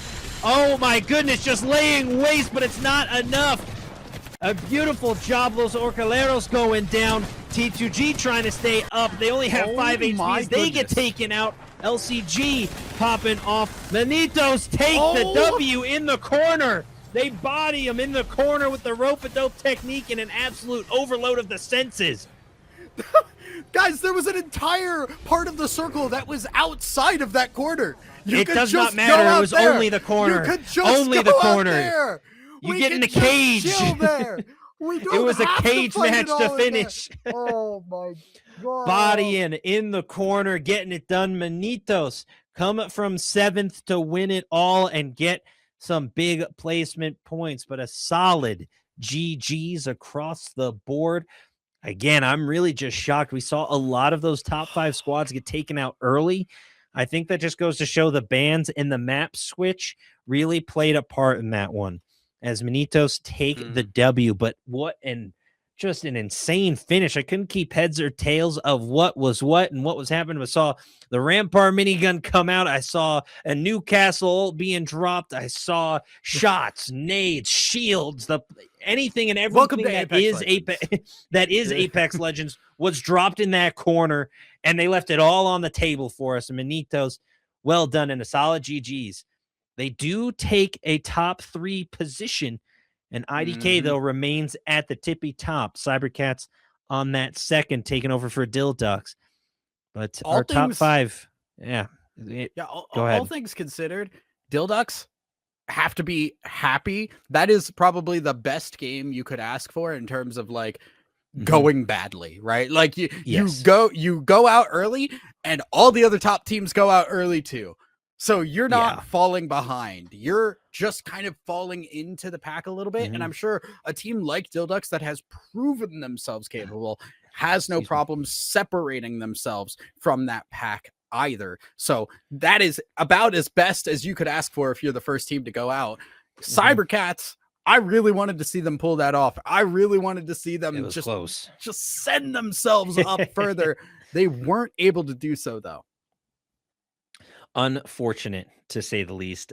The big notes that I'm seeing once we get our overstat updated is Seeds dropping down 3 placements into 8th. They're in a little dangerous waters, but also Pro Nation Licks dropping out of the top 10. Freelancers dropping out of the top 10 as well. So 2 fairly prominent teams that, have been remaining fairly consistent. We've been saying their names a lot in those closing moments, in those closing circles. But if you're not in those top 10, when all is said and done, you're saying bye-bye and going home early. You will not see you Sunday. And a big band coming in, it's going to be Newcastle up next. So we're getting a big barrier baddie, unfortunately, taken out. Might see some Gibby picks, dare I say, in this one, just to have some team coverage. It's going to be a risky decision, but I think we may see some Gibbies. I know it's not going to happen, but my fingers are crossed for a late game, a late evening Bloodhound pick once we see some other observers or scouts taken out. But that's just me as a Bloodhound diehard fan. Yeah, I mean, we'll have to see. I do think it's going to be a while before anybody decides to go for the Bloodhound, but we have a lot of games to get through yet. Still only halfway through our night, and with that, we're going to send it to a quick break as we get ready for the back half of these games, guys.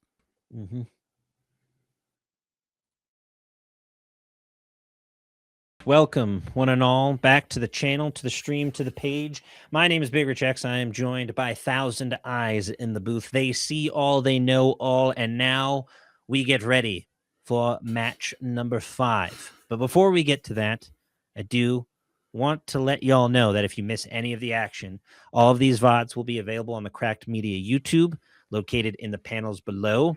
While you're there, please be sure to check out the merch and some of the affiliate deals that Cracked Media offers, which help make these events possible. So if you are enjoying the show, you want more shows to come, all the links down below in the About section on the panels. 1,000 Eyes, what does Cybercats have to keep on doing to keep in the top spot and fight with IDK? We're through 8 games, right? Or we have 8 games. They have already won 1, so 9 lives, not an issue for Cybercats. They should be fine. However, they need to make the most of those lives because right now they've had a couple of games that have had potential, and they've not been able to confirm on that. We do see them now in 2nd place. However, we see them with only 1 top 3 finish, and it's that 1st place that they got where they popped off really hard. We see a 16th place. We see that 6th place that I think could have been a lot more. We've seen a 13th place. They have not been consistent. And that becomes a problem, especially when you're looking at an 8-game series rather than a 6-game series. Yes, that we were talking about it a bit beforehand, but the dexterity or the stamina of a lot of these squads going through the motions of several matchups more than what they may be accustomed to, it can start to have a toll, especially on your mental. I can't tell you how many times I've been like, all right, I'm going to be playing Apex today. I can't wait to just have a full day of Apex. And 2 or 3 games in, I'm getting tilted, I'm dying off rip, and I'm just not having a good time. And I know some of these teams who have just been going down rather early, we see New Kings, Borsux, and FWG. They've had some moments of brightness that pop up. They show sparks, glimmers of hope, only for them to be snuffed out. So I think for a lot of these teams, especially those outside or just on the verge of a top 10 finish, once all 8 games are said and done, they need to exude patience and know when to move and know when to fold them and to hold them, and as everyone knows. But in any case, as I keep saying, and I keep catching myself saying, in any case, there's going to be a counter at some point. Hopefully, I can see some of these teams make a push and potentially take down one of these top squads again, like we've seen. I thought we were going to see a bit more of a mix-up in the leaderboard, but a lot of these teams are already too far gone for the others to catch up, I think. Yeah, I mean, what we need to see is like some of these bottom teams, if they want to move on to tomorrow, they need to change something up. They need to have a really, really good game, because that's the thing with a 10th place finish, you're looking at like a win from any of those teams puts you in the running. Granted, the teams that are at the bottom have not shown the capability to get a win, but that's really all they need. And when you put it in that perspective, it is achievable. So these teams have opportunities. They just need to lock in on them. Yes. I think making the most of the opportunities and present them make as much of the opportunities as you can and seize that moment, is what I was trying to say, is going to be critical. The pressure is mounting. As we get further along in the series, there is less and less opportunity for you to make that top 10. With this being game 5, you only have 3 more games after this, as everyone is trying to vie for those 10 spots. There's 18 squads. There may be less teams competing, but that just makes those top 10 spots all the more valuable, I think, as there is just less competition. It just means you have to try all the more harder to make yourself known and have your team heard and represented once grand finals come a-calling. Yeah, I mean, to put this in perspective as well, we're halfway through the series. 10th place is T2G Titans. They have 23 points. Double that, 46 points is what we're looking at for a 10th place finish likely. So that's something to kind of keep an eye on for teams that want to hit that break point. I would have to agree. The breaking point will be the point of critical mass, essentially. And I think for a lot of these squads, it's trying to fight with one another's for those 8th, 9th, and 10th spots as Cybercats, IDK, and Dilducks continue to perform exceptionally well. It's going to be up to a lot of these squads to fight for those lower spots, or just hope somehow, some way, those top squads start to falter, or just their mental takes a hit. In any case, as we continue here, Baby Seals starts their rotation on the outside on some yacht-sized ships, all just looking for loot or their next opportunity to get some info on the rotation. And now with, again, all of our top legends being taken out here, things really start to diversify. Lithium running into an early fight, as Crusader will take this time to get the shields back in order before jumping up to that 2nd floor. And Lithium have the opportunity to bunker down if need be, but they are definitely having to deal with a little bit of early pressure. Early pressure is not where you want to be. I think for these squads, you're trying to focus on placement rather than kills in the early going. You're going to get some shots, you're going to poke and prod, but You don't want to be in any long-term engagements just because you're going to be wasting a lot of resources early, and you're going to have to spend more time looting, less time rotating, less time scouting, and it's just going to affect your overall game plan, I think, with these early fights. Yeah, and also just kind of seeing here, you have the Mad Maggie for the poke, you have the Rampart for the early setups here. The Wraith is a get out of jail free card if need be. Lithium can't seem to really find an angle here for themselves. I've basically the entire time we've been watching them, it has been them getting shot at and Lithium not able to find where their opponents are.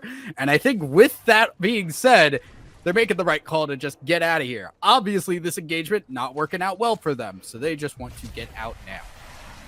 Get out of dodge, get better positioning, hopefully reset, resituate, get squared away. But it's going to be tough. You don't have too much scouting ability with their lineup running with Mad Maggie, Wraith, and Rampart. You're setting up for mainly a defensive late game play with Rampart shields, Mad Maggie's Qs.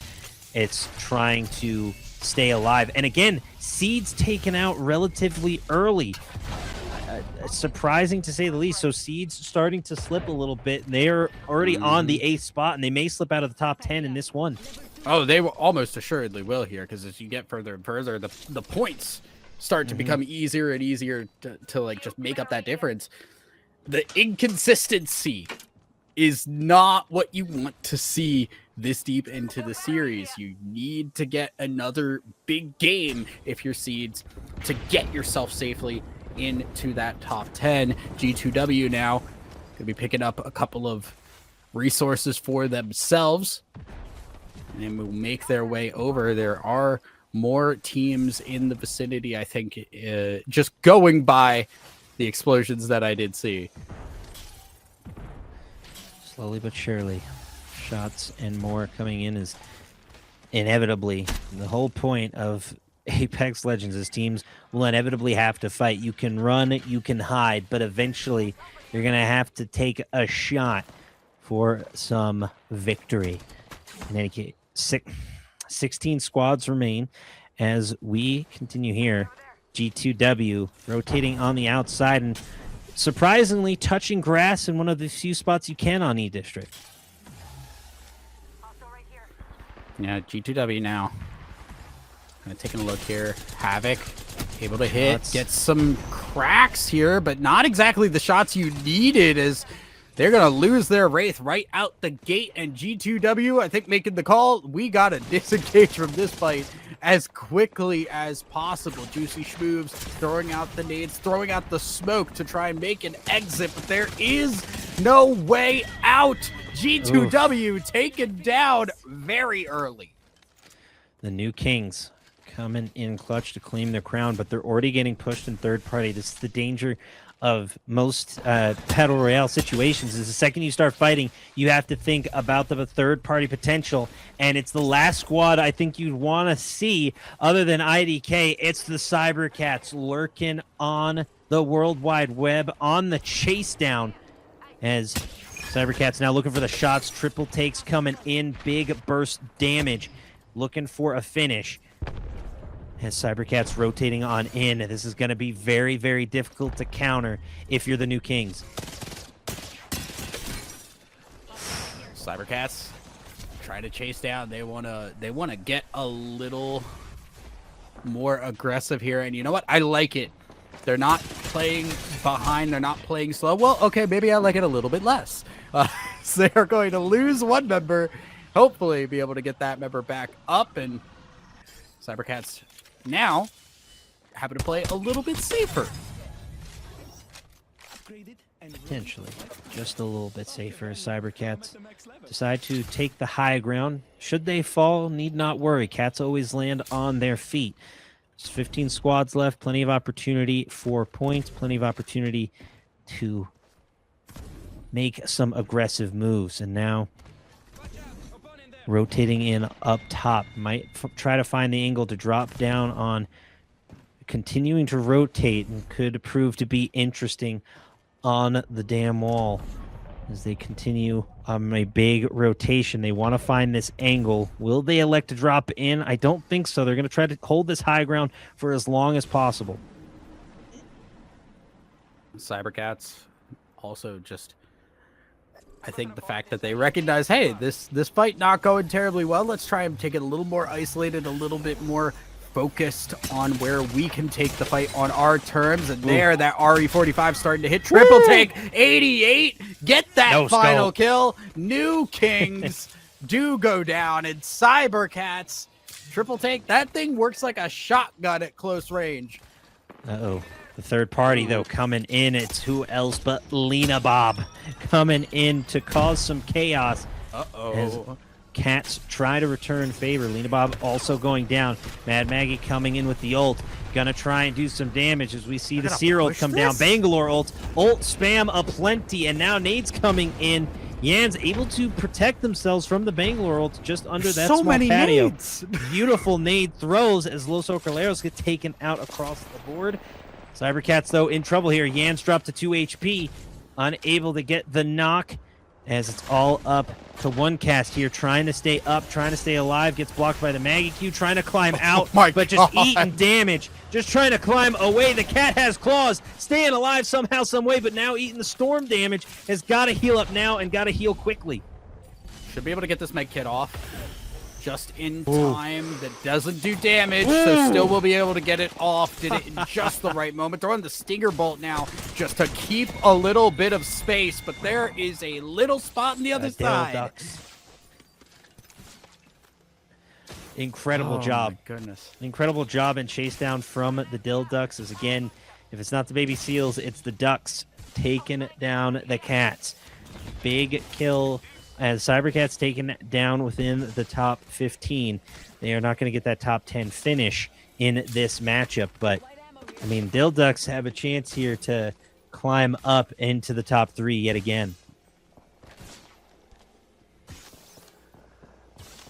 Dill Ducks, I think, a little angry after their last game. And you know what?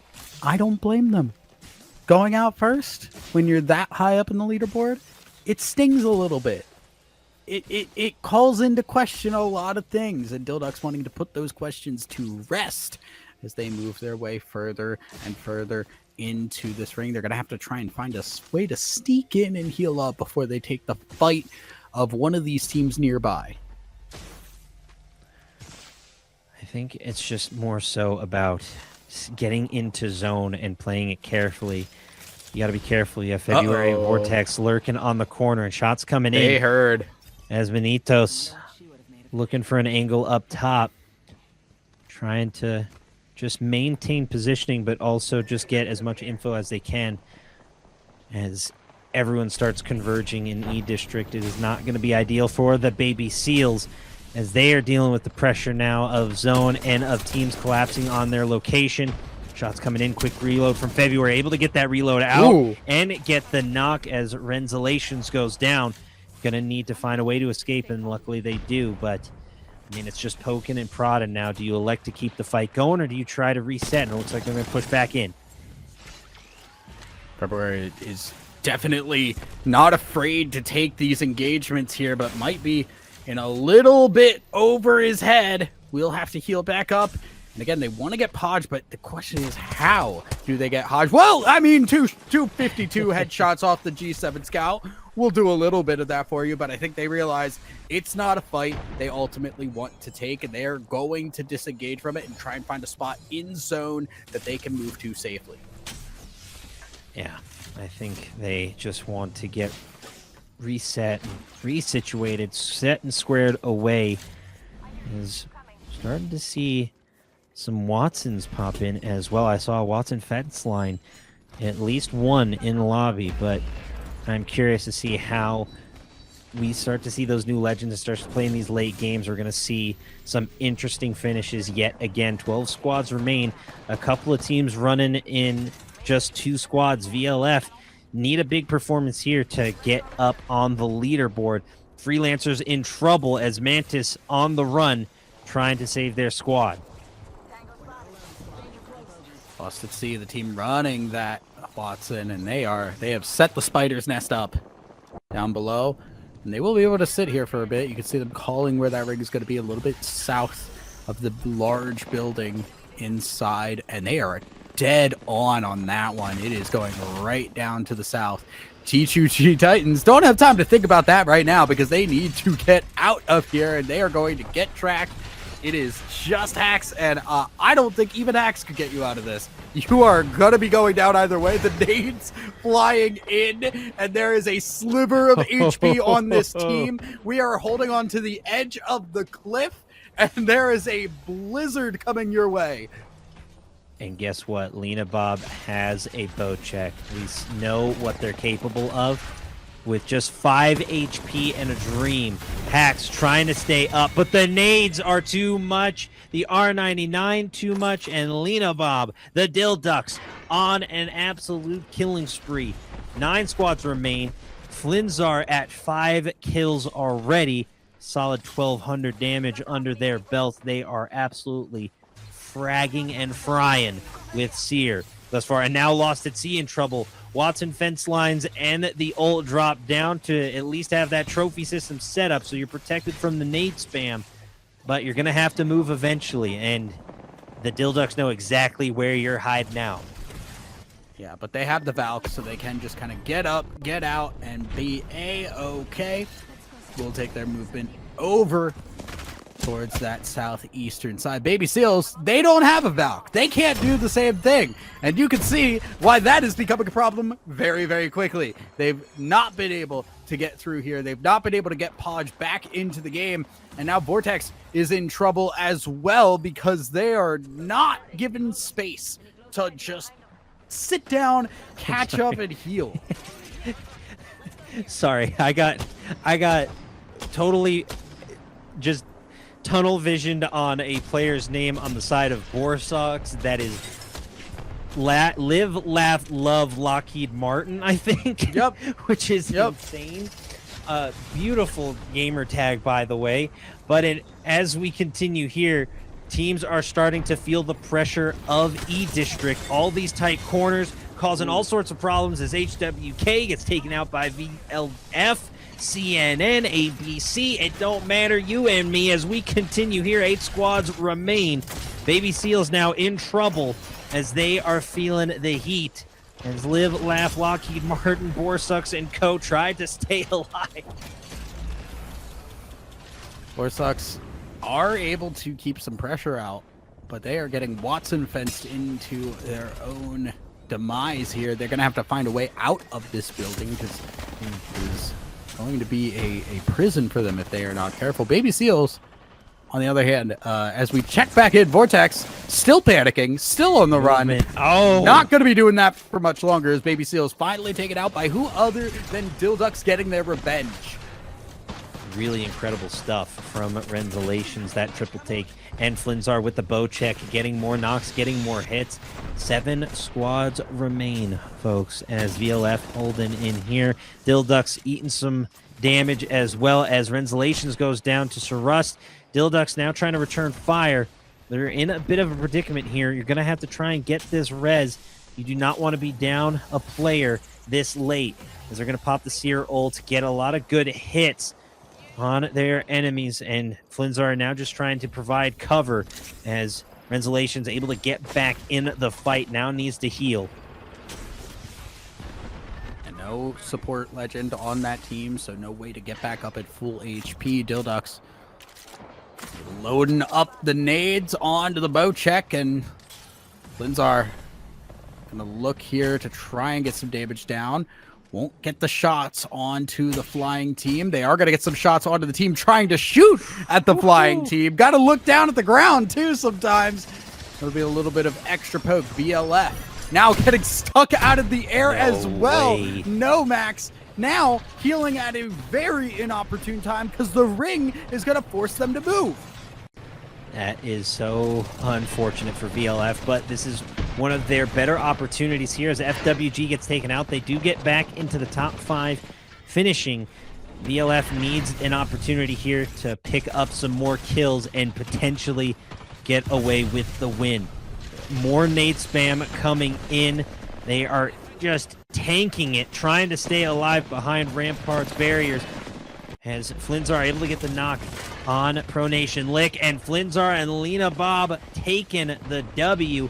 7 kills for Lena Bob. Flinzar, I believe, had 6, and the rest of Dilducks just absolutely fragging and frying out as there are 4 squads remaining.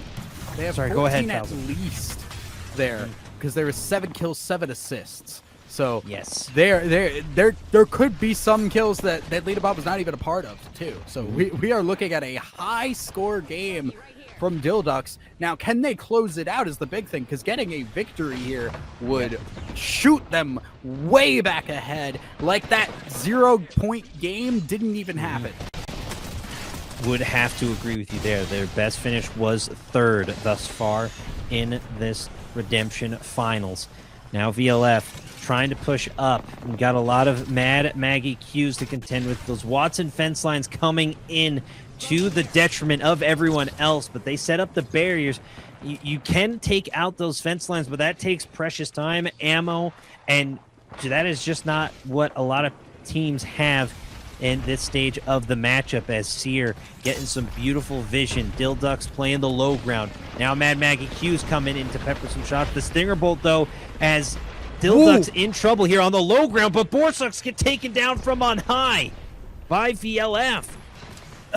Dilducks were so worried about Borsucks up above them, and they just watched them fall over. Dilducks now given a free pass to get over to this eastern side, and they're going to try and cut off the team moving in their way. VLF get eliminated, and now the third party of Dilducks, they've been beaming all game. They're going to chase them down and get their win. What a finish from the Ducks, the mighty Ducks, dare I say, coming in clutch as they finish first and absolutely slayed the bleep out, pardon my French, but Rensalations, Flinzar, and Lena Bob absolutely cracked in this one.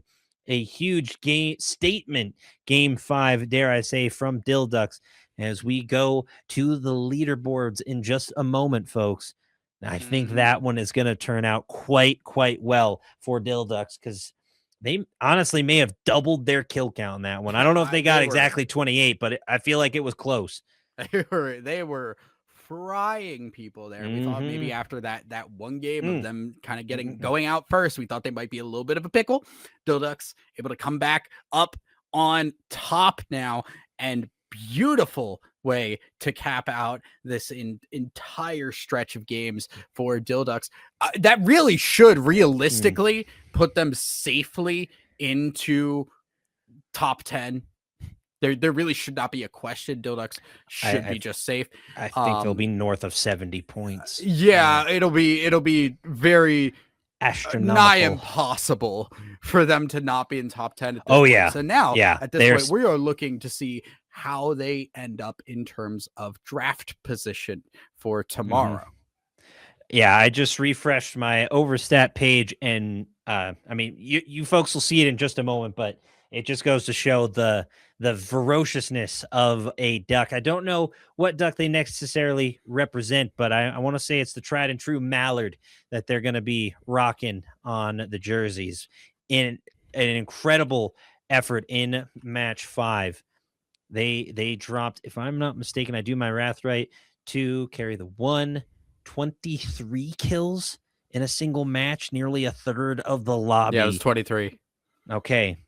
Big brain, big 5 head. That's what it's there for, folks. It also acts as a heat shield in the summer, so I don't get sunburnt on most of my body. It is a 35-point game. To put this in perspective, 35 points would put any team that got that from 0 to 35 would put them in 7th place.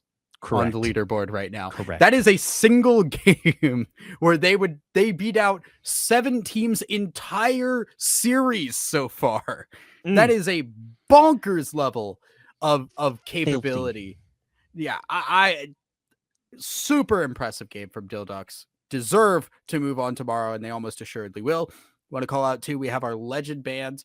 We have Bangalore being taken out here, so there will not be a Bangalore in any of our next games, and the herd is getting thinner and thinner.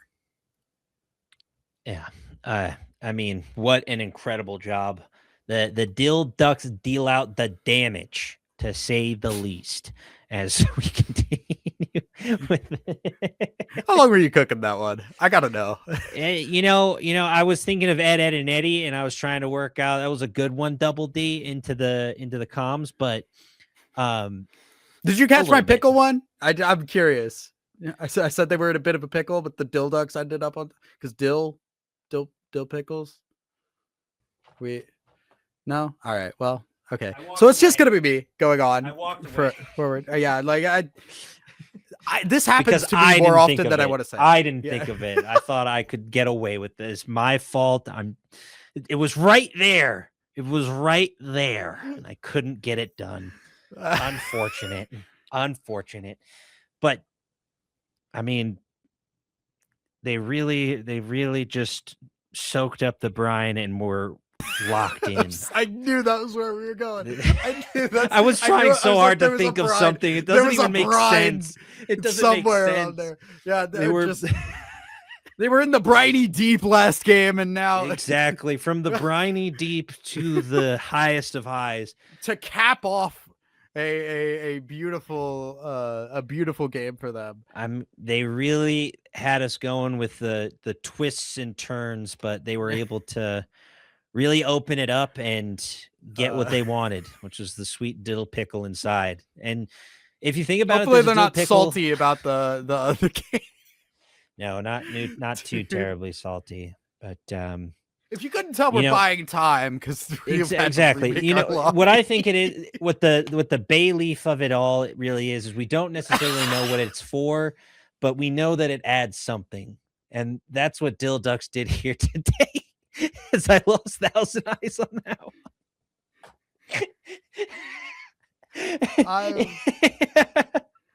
As we really reach to the bottom of the jar for as many terrible puns as we can. We hope you have been enjoying today's stream as we continue with this incredible matchup between these wonderful teams. A solid game in match 5 that, I mean, Dill Ducks just annihilated in 23 kills, 35-point jump up, or 34, excuse me, but a really MVP performance out of all of those players on the side of Dill Ducks. Is Lena Bob is in fact carrying the entire lobby at 21 kills, and then Flinzar is at 14. So you have 2 out of the 3 players in, I believe all 3 actually, is Renzalations is also on the Dill Ducks, if I'm not mistaken. So you have their entire team in the top 5 in kills, which is insane. Correct me if I'm wrong, production, but I'm pretty sure that's the entirety of Dill Ducks in the top 5 for top kills. I mean, that makes sense. You look there, 51 kills. Next highest kill count, 36 on IDK. That is a sharp differential here, as I think we're finally. Now that's Flinzar, Renzalations, and Lena Bob, who are carrying the entire top kill leaderboard essentially with their squad.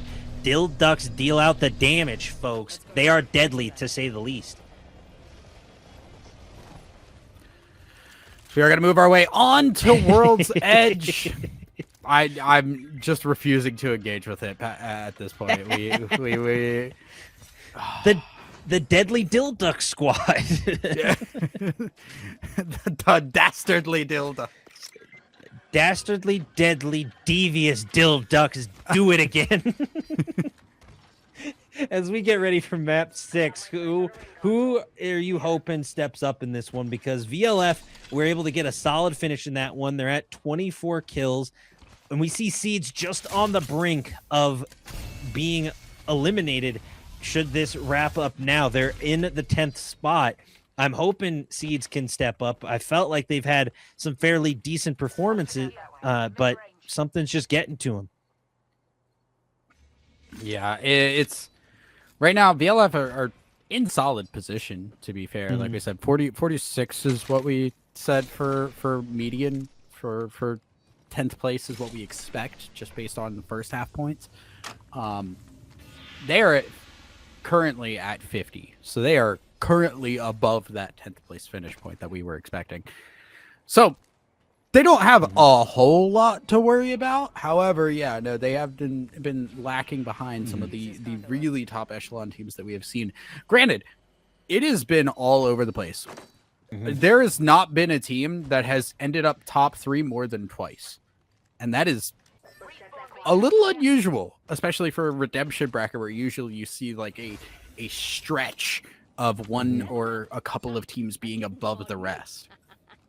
Yeah. Well, I think, like we were saying earlier, as the series continues, as we get into the later matchups, we're going to truly see which teams can stand above the rest, not only just on the leaderboards, but in the matchups as well, who has that mental to continue to push through and maintain a positive attitude despite some setbacks that they may have dealt with, despite some early losses, which we saw some from Cybercats and Dilducks respectively.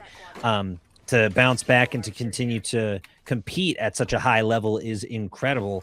But what I'm hoping that we see is another incredible performance from Dilducks to not only maintain, but to add this is more so a comfort game for Dilducks at this point, as everything from here is pretty much free KP.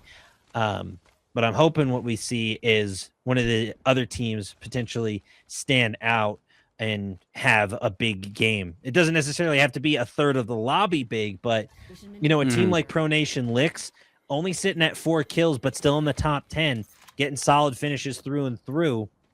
To see them step up like that could be a big difference maker in the leaderboard. Yeah, it like we've kind of said a couple of times, it takes one really good game for some of these teams to just be in a comfortable position. But you gotta find that opportunity, and some of these teams might have the capability to do so, but we haven't seen it just yet from that bottom half. G2W moving their way from Trial were able to get Trial was actually the first thing they picked. When we were going through the draft, I was watching the draft as it was happening. They picked Trials immediately, and for good reason. Anybody who knows that Trials is an insanely good POI. Would have to agree with you there. But with World's Edge trying to avoid some of the environmental dangers, and I think especially as the circle gets a little smaller, is the lava fields and the potential damage that they can also inflict. As minimal as it may be, we've seen a lot of situations where it's come down to just a handful of HP remaining on a player's card. So another thing to keep in mind when you're running and gunning, that 5-10 HP can be the difference maker in a gunfight. Absolutely. Here is some early fighting in and around the fragment area, as is kind of expected here. Nice shots from the 30-30. Got to crack a shield. Cybercats, one of the teams involved, and Cybercats, again, definitely don't want to have a repeat of one of their previous games where they went down. And this is a ring that's going to take us to fragment. So it's going to be like we never left E-District when you think about it. There's going to be buildings everywhere. Plenty of buildings, plenty of cover. Just a matter of how you get there that is a little different. Newcastle popping some shots as we see Conduit making an appearance now. As players start to lose some of their mains or their go-to picks, more interesting legends add new dynamics and new play styles. In all honesty, I'm seeing a lot more fuses being picked for the nade capability, and we have seen plenty of nade spam in matches past. As a fight starting to break out here in and on the monument. See how Cybercats play this one. See if they can continue their dominant streaks that they've had a couple of pop-off matches. Nothing quite like Dilducks. No one's had a matchup like that, as we keep saying, but Cybercats have been some mean lions and tigers and bears. Oh my, as unfortunately Yans goes down on the push. Gonna be one member gone, and now we're gonna see what HYK can do, as they are gonna go and get Zombie back up. Gato actually doesn't have the opportunity to do so. Getting shot here, that high ground being seen, and that's a beautiful nade and shot there to get that kill. HYK now on the sprint to get away from this fight and find someplace safe to revive. And I think Cybercats are going to be in trouble with those shots on the outside. They're still going to have to contend with this fight with a new team rotating in. As VLF dealing with some struggles on the edge. But IDK, another big team, taken out relatively early. And unfortunate there. So IDK seemed to have a stranglehold on that #1 spot for a while, but now taken out in the opening fights of the matchup, they might get knocked down a peg or two. Possibly has VLF. One of the teams that you have wanted to see have their time to shine this time. Going to be slowly making their way into the ring. This is, again, a ring that is going to take them towards Fragment. They are coming from that northern side. That does mean they will have really solid high ground. You can see that Sentinel in hand should come in handy, as well as the fact it's on that rampart to set up those walls up top and just blink away at the teams inside buildings. We still have a few teams lurking on the outside of zone. Team still on the far side of Harvester, having to run practically across the map, as now Cybercats playing with this verticality and trying to just stay up and stay alive, get some damage. Shots coming in from the outside. You got to be careful here. Mad Maggie Qs have been an annoyance for a long time for a lot of these players, so I'm surprised to see it was Bangalore to go first. We saw her ults coming in clutch, but I'd be more annoyed with the Mad Maggie Q. It seems to be popping up more often. Cybercats in trouble as Yans goes down yet again on the rotation out. Boat check and triple take, or excuse me, alternator and triple take from Splinter, as now it's just a hold on the outside. They're looking for a shot, but it does not seem to materialize. They are able to get Yans back up though, Thousand Eyes. So Cybercats still very much in this fight. Yeah, the Cybercats will keep themselves healthy for now as more and more teams make their way in. Now, what's interesting about Fragment Zones specifically on World's Edge, E-District, there's always a lot of teams. You're kind of expecting there to be a lot of teams in these smaller rings because there's so many buildings to play and a lot of safe cover. Stormpoint has a lot of the opposite issue, where there's a lot of open ground and you see very open end rings. World's Edge has a little bit of both, and Fragment can mix really hard into making it a much stronger. Oh my goodness, Dildux is going to go out. I did not think they would fall that fast, and it's Cybercats. I mean, that just goes to show just how quickly things can change, how quickly things can turn on their head for a team that took out a third of the lobby last game, won the whole matchup in map 5, but don't even see a top 10 finish in the matchup to follow. So again, the odds may not be in your favor this time, but it can happen for anyone. Anyone can win a Battle Royale matchup. And in Apex Legends, you have a very good opportunity if you rely on your squad mates, if you coordinate, if you attack properly, if you defend properly, so on and so forth, you are able to come away with the victory. That goes for teams like, New Kings or Baby Seals to steal away a victory from one of these top squads that seemingly always get the finish. Yeah, Cybercats will move their way into our monument area and hunker down for now. Granted, Cybercats does not have any defensive capabilities on this team. They are okay. I see the play now. We got the gold RE45 and we've got the Kraber. We are terrifying. Right, like we just said, they have no defensive capabilities. They don't need them. They are a team that is all aggression, about running people down, and that is why they are here, to grab these really good guns to run people down. Kraber does not land. We're going to see what Cybercats want to do. They're going to move up to the high ground. And you start to see it. Jan's taking down Payne, now rotating on through, and like a debuting John Cena, ruthless aggression from the Cybercats as they take down Pro Nation Licks, a team I was wanting to step up this time, but unfortunately they decide to step down. They get taken out. Cybercats now just trying to stay up. Jan's again in trouble of going down. That's yet again another time Jans has been taken out early in the fight. You're starting to wonder if this is affecting the mental of Cybercats at all. They've been able to maintain and do a significant amount of damage already as they quickly go for the reds. A bit of a dangerous play, but you see Lancy Cybercats providing cover as G2W tries to push in. G2W might not be trying to push it. They might be just trying to hold strong here. And granted, they do have these gold guns to work with. Going to swap over to that triple take for a little bit of solid long range. G2W, though, are kind of okay hanging around here. Now, the problem is this Rampart does not have enough to cover as more teams move around, so they might have to shrink themselves down as more and more teams move into the ring. Round 3 just about to finish closing.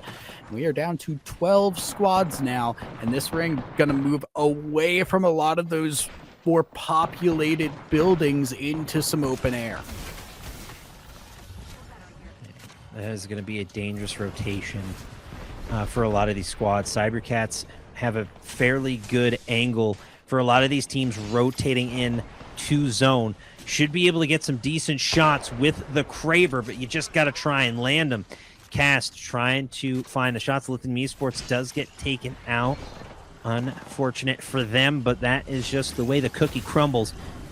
Cast here, quick to get dropped. Those Mad Maggie Qs being a bit of an issue and just trying to hold the zip line as they're starting their rotation as well, trying to get some better positioning, I think, as they are a bit exposed up top. While you can see everything, not everything can see, and everything can then see you.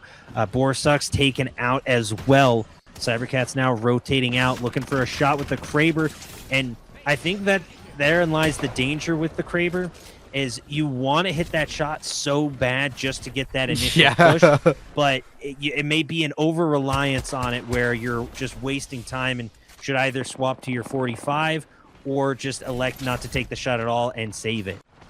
I also realized, too, the unlimited ammo is working on the Kraber, too, which I kind of forgot was the thing. So this Kraber just will continue to exist. And they could just fire freely. Gonna now move over. Cybercats having the high ground here is great, and they will get Manitos out. Manitos are gone, and Cybercats, again, just playing from this high ground. This is exactly where you want to be with the setup that they have, especially considering they don't have the defensive capabilities to hold a spot downstairs. Just play around when it's scary to move up to fight. Definitely very scary on those rotations, on those pushes. It's not where you need or want to be, but they're going to elect to stay up top. I don't know how I feel about this, but going for the Kraber, finally hitting it mid-air is insane. You love to see it. The skeet shooting coming out and now trying to get the finish. They do get the knock mid-air, I believe, on the edge of zone. There's the finish. The Freelancers eliminated. What a shot from Cast here up top. The Cybercats, finally doing some damage, and another hit. Now the Kraber starting to feel good, starting to feel right in the hands of the Cybercats. Oh my goodness, what a shot. Sometimes you just need that one to set off the domino effect. That the crazy thing too is, like, if I'm flying overhead with the Valken, I just lose 150 HP like that. Like, I'm just going like, dude, like, what did I do? Like, what did I do? There's nothing that can be done. What did I do wrong here? What did I do to deserve this? Yeah, just get shot out of the air like that. And then to finish it off afterwards as well is just beautifully done. Taking a look now at Baby Seals, who are just hunkered down inside of this building. Now, this building does not stay in ring, so in the next 20 seconds, they will have to find their route forward into the open air. And again, reminder, no Newcastle here. No, a lot of these defensive legends have been taken off the board, so it is not a spot you could just put down your own cover very easily unless you're running one of those ramparts. Unfortunate, to say the least, for a lot of these squads as Seeds gets taken out. The Maggie ults coming in, bouncing around, and again, these tight corners, it's not going to necessarily be where you want it to go, and unfortunately it does get caught. Baby Seals in a bit of trouble here, but they do get good positioning in the terms of final squads. T2G taken out. The Titans unfortunately falling. Los Orcaleros, unfortunately, in the low ground and now just trying to stay up as Spaper, unfortunately, getting taken out. That was the Kraber, too. And now Cybercats just taking the opportunity to finish a squad off. RE45 from above will be enough, and they are going to get that last member with the Kraber. That is crazy. Cast is doing disgusting things with this Kraber.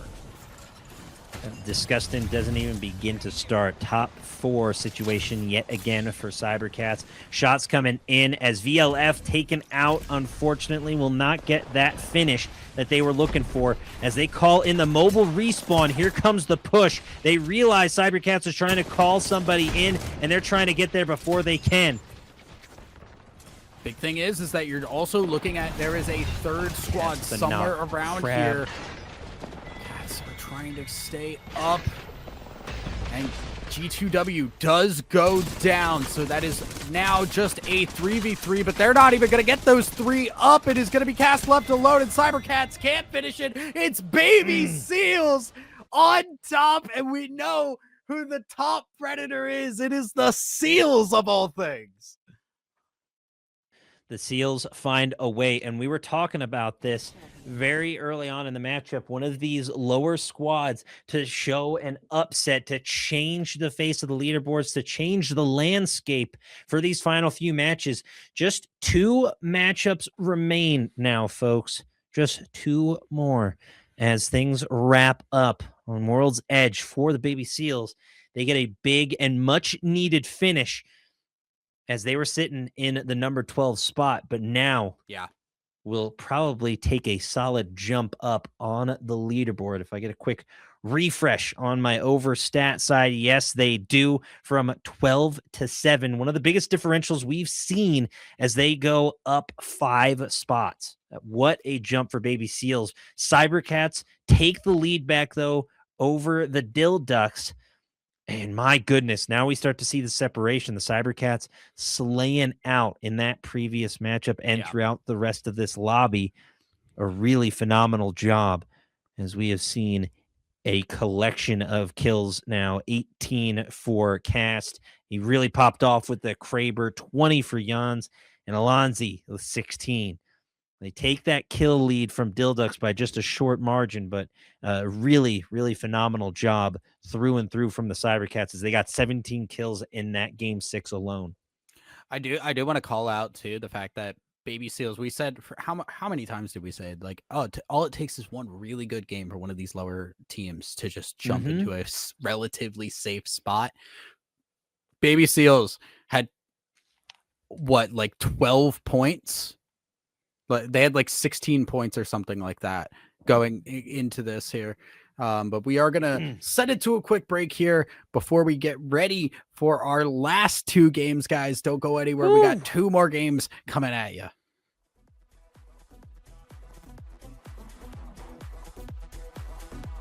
Folks, one and all, welcome back. We have just 2 more matches to go with a few teams still vying for a place in the top 10, and I think we can safely say Cybercats and Dildux have secured their spots, barring any major upsets, but still, I don't know if any team can take their spots essentially away.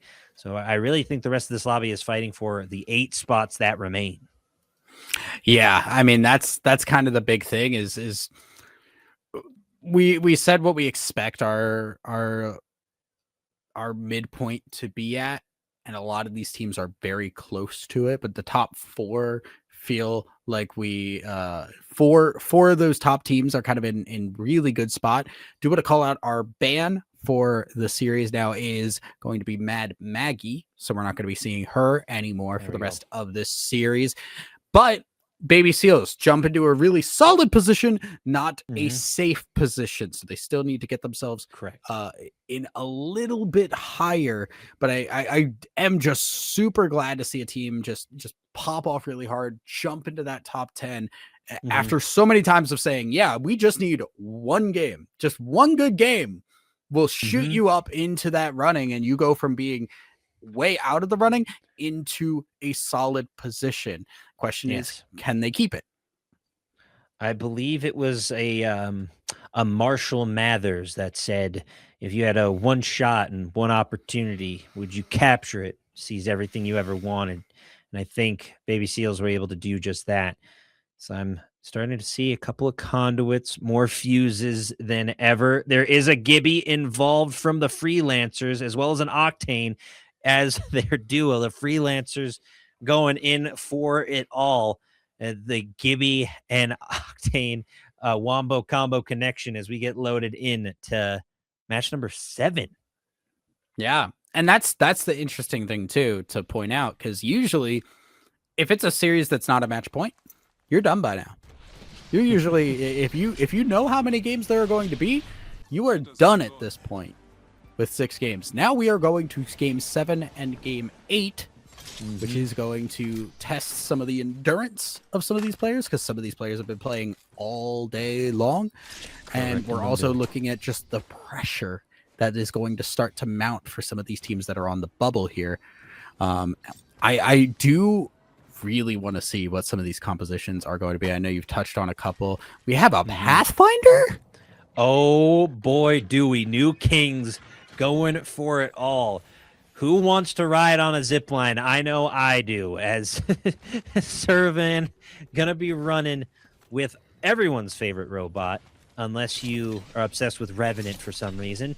In any case, the New Kings or Ash, that is also fair. I'm still getting used to Ash as being a legend. I don't play her all that often because she's friends with a rat, and I don't care for rats very much, both in video games and in real life. In any case, as we continue here, it is going to be an early fight over on Rampart ship, as it's the Seed squad trying to find a way on in. And this is pretty standard for this map here. You drop down in stacks. For people who don't kind of keep up with how a lot of these early engagements will work, when you're looking at the World's Edge map, there is a high concentration of teams down in that southeastern side. Stacks, Mod, Dome. In this case, we don't have Dome populated, but Launch Site, Dome, Stacks, Mod, they're all real close by. Geyser even. They can get into fights very, very quickly, and it can be third party after third party. So it's a lot of very quick fights that can happen in succession.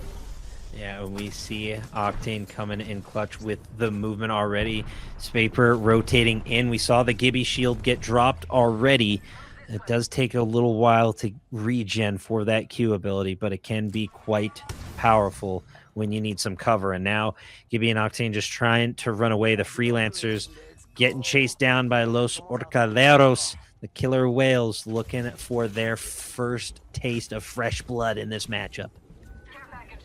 This is very similar to the composition they were running last time as well. They were running Octane and Ash. This is, again, as the games have gone further and further, we have seen more and more teams just say, screw bunkering down, screw sitting in one spot. We're not seeing teams go to the Watsons after Caustic and Newcastle are taken off the board. We're seeing them get aggressive. We're seeing them go for these skirmisher type characters that want to just take the fights.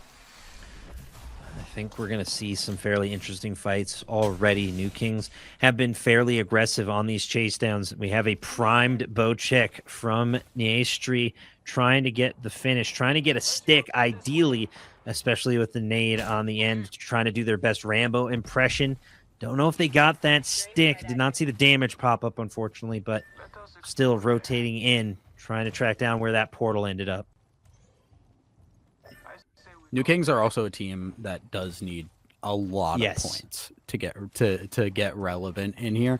And that's the other thing when you look at some of these teams and them picking really just fight heavy compositions. It's because they know they got to. If they want to have a chance to move on to tomorrow, they need a lot of points, and they need a lot of points fast. And you're going to get that by getting kills. Yeah, you're you plainly have to get more involved. The freelancers get taken out, unfortunately. The Gibby Octane connection was not for this world, as the Dilducks go to work, starting to do some damage. Flinzar trying to get that kill count back up. You have some Valkyrie rockets coming in, but trying to stay up. The Seer ult able to provide plenty of vision, but you're not drawing a lot of attention, so you're going to have to rotate on inside. You do get some idea of where your opponents are at, but Dilducks, I think, just getting a little over-aggressive, and Lena Bob getting taken out on the far side, and now Rensalations can't get close, trying to get Lena back up, quickly drop to just a few little bits of HP left in the down position. Lena Bob in trouble here, as Dilducks dealing with a lot of early pressure and just trying to stay alive. Lithium getting taken out across the board. Now going for the res. Going to be dangerous here, 1,000. Let's see if they can get it off. Flins are able to hold the angle there, and the pressure is enough. They do hear people coming through, and honestly, they're getting a little bit saved by the fact that there was a Watson team before that set up those the fences on the door. So Dilducks don't have to worry about a team coming behind them. Somebody else covered their tracks. The great escape continues for Dilducks as they're able to stay alive, at least momentarily. As we rotate on over to the fight, Goonin 2-Wig trying to stay up on the watchtower, but don't call Jimi Hendrix just yet, as unfortunately Fluent is dropped down. Rev trying to rotate out, Juicy Smooths trying to stay up as well as they rotate towards the vault. I think they're just going to say, hey, Fluent, you're down. You're in a bad spot. We cannot get to you. We're going to unlock this vault. We're going to get some good loot, but then we're going to get you back up. As Rev and Juicy rotate through the tunnels, you're going to have to be a bit careful here as they are now down a player. I choose to believe they were more mean about it. They said, screw you. This is our loot now, and you're not getting a lick of it. We'll see you later. No, friendship perseveres. Friendship until the end. They were not mean about it. We had Imperial Halland It didn't on happen. the team. Like, let's be honest with ourselves.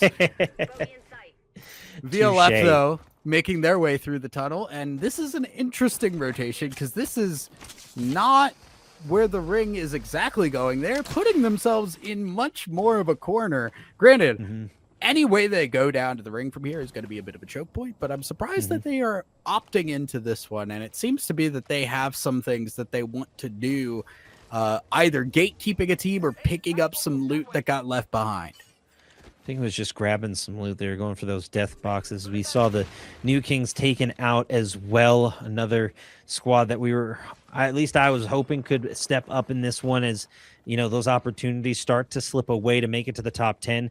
Seeds, again, trying to stay relevant in the top 10 situation as well, as they are in 9th place as of right now. HYK taken out, unfortunately, as well. Manitos are gone as well. Interesting to see the Catalyst coming through as well, as I know we're going to be seeing some changes to Catalyst soon that will probably bring her back into the meta. Cybercats here, not running the Catalyst, still running that heavy skirmish composition. We are already see some KP on the board for them, so they are not shying away despite the fact that they are in a pretty safe position. Fairly safe, but how safe can you be when there are teams threatening you, champing at the bit, as it were, looking for their opportunity to take your spot? And while they may be in the top 10 and have a fairly secure place in it, you still want to consider that draft order and how it could affect you. Oh, bumping her away from the portal, able to get the knock. They body blocked, and the Dilducks able to get the knock on that. They're going to try and chase down. Rensalations, though, I think coming back, rotating back and through the portal. We've seen Dilducks do this before. Now rotating through, the Gibby shield can't protect Pro Nation Licks as they get taken out. Beautiful play from Dilducks there on the body block to make sure that player couldn't rotate back quick enough and to get the knock. And that is huge now for them because they are in prime position here as this ring continues to close. This is a heavy, heavy gatekeeping spot and exactly where Dilducks would like to be. They just need to be able to make sure that they don't get surrounded by the teams around them. Look at its Seeds right now who are close by, but they are preoccupied with their own fight. Charmander trying to take some fights there, but there is Fuse nades. There is a lot more coming their way, and I think they realize, Seeds, this is not the place that you want to be. They're going to get shot from behind. They got to keep moving. That nade was directly on Charmander's legs. I don't know how he can walk anymore, but Seeds find the rock to give them a little bit of cover. Charmander is typically resistant to fire damage. I would assume that I don't think there's an explosion type. Well, I would assume that ties in somewhat to explosions. That's how they're able to still walk, as the fire and the heat created from that explosion was unable to take down Charmander. It still did heavy damage. It was somewhat effective. Somewhat effective. As IDK rotated up onto the bridge, trying to play in this train car now, but you're in a fairly tough spot. You're surrounded by a lot of squads. You put yourself in an elevated position, and now everyone's seemingly focusing on IDK, as it's just Wiz left up, trying to get some information with that Seer ult protected in the corner. Nades coming out, popping your Q, rotating out, trying to get some kills, gets the knock at least, and now playing on the box, but it's a 1v2, and Wiz, unfortunately, could not get it done. Speaking of, we're now seeing Cybercats taking out more players here. It's Verboten that goes down and gets fully thirsted. Cybercats not able to get the whole team, but they do get some more KP and pad their lead that they have on everybody else. Now they got to get moving. And again, we're looking at a team that does not have the greatest rotational skills. We do have a Wraith, but that is not Valkyrie levels of movement here, as they are going to be able to just get inside. All right, you know what? It doesn't matter. If nobody's in front of you, you don't need to have a rotate. No, you do not. Sometimes it's just about holding your position and knowing when not to rotate. Sometimes you just need to hang out, hold out, maybe engage with a team that's in zone and wait for a team to continue to fight them. That might be the opening you want to look for. And that is when you start to move. When the team is distracted, when their eyes are looking somewhere else, you pull a Black Gate situation and you be like Aragorn and the men of Gondor and Rohan, and you distract Sauron and the forces of Mordor so that you can sneak on through. In any case, Seeds popping some shots and trying to find a way into zone, as my long-winded analogy probably does not make any sense. I was about to say, like, I'm about to disappoint you very heavily. I've not ever seen Lord of the Rings. That is that one is lost on me entirely. Well, spoilers, Seeds, however, for what I just said then. Yeah, okay. We're just spoiling movies, I guess, here in our we're gonna see Charmander, 20-year-old movie as Charmander goes to work. Charmander spoiling the day of the Seer that was in front of him. That is a very easy kill now, as the Fuse ult will not deter Seeds. They will move forward. This R9 from Charmander does not miss, and Dildux cannot move forward any further. They will fall now, and Seeds just set up their defenses to hold down, bunker up, and get that loot that they worked so hard for. Unfortunate, to say the least. Seeds just mowing through and clearing house, and now reaping the rewards. Top 10 situation, game 7, and I'm not talking the NBA, folks. Cybercats lurking in Harvester, just trying to play these angles. Beautiful shots. G2W on the outside looking in. Have a bit of a ways to rotate towards Harvester. There's a few squads around them. They have some good info, but it's a matter of how well they take advantage of said info. They got a bit of loot on the outside. Now just trying to find a way to pepper some shots, get some extra damage in, hopefully maintain their positioning. G2W is one of those teams that has been on the brink for a while. They're currently sitting in 8th, so hopefully with this finish, they're able to step up, as Los Orcaleros unfortunately taken out. Lost at Sea now rotating in and able to get decent positioning. Los Orcaleros have had a couple of decent games here. Seeds also finally looking a little bit more solid for themselves. Although as soon as I say that, I maybe disappoint them, as that is so much to deal with. The Stinger Bowl, the Fuse Grenade. There's so much happening on screen, and Seeds just say, bye, we're going to go elsewhere. This was not where we wanted to be. Clearly, we have entered an area that was not our own, and we will bid you good day.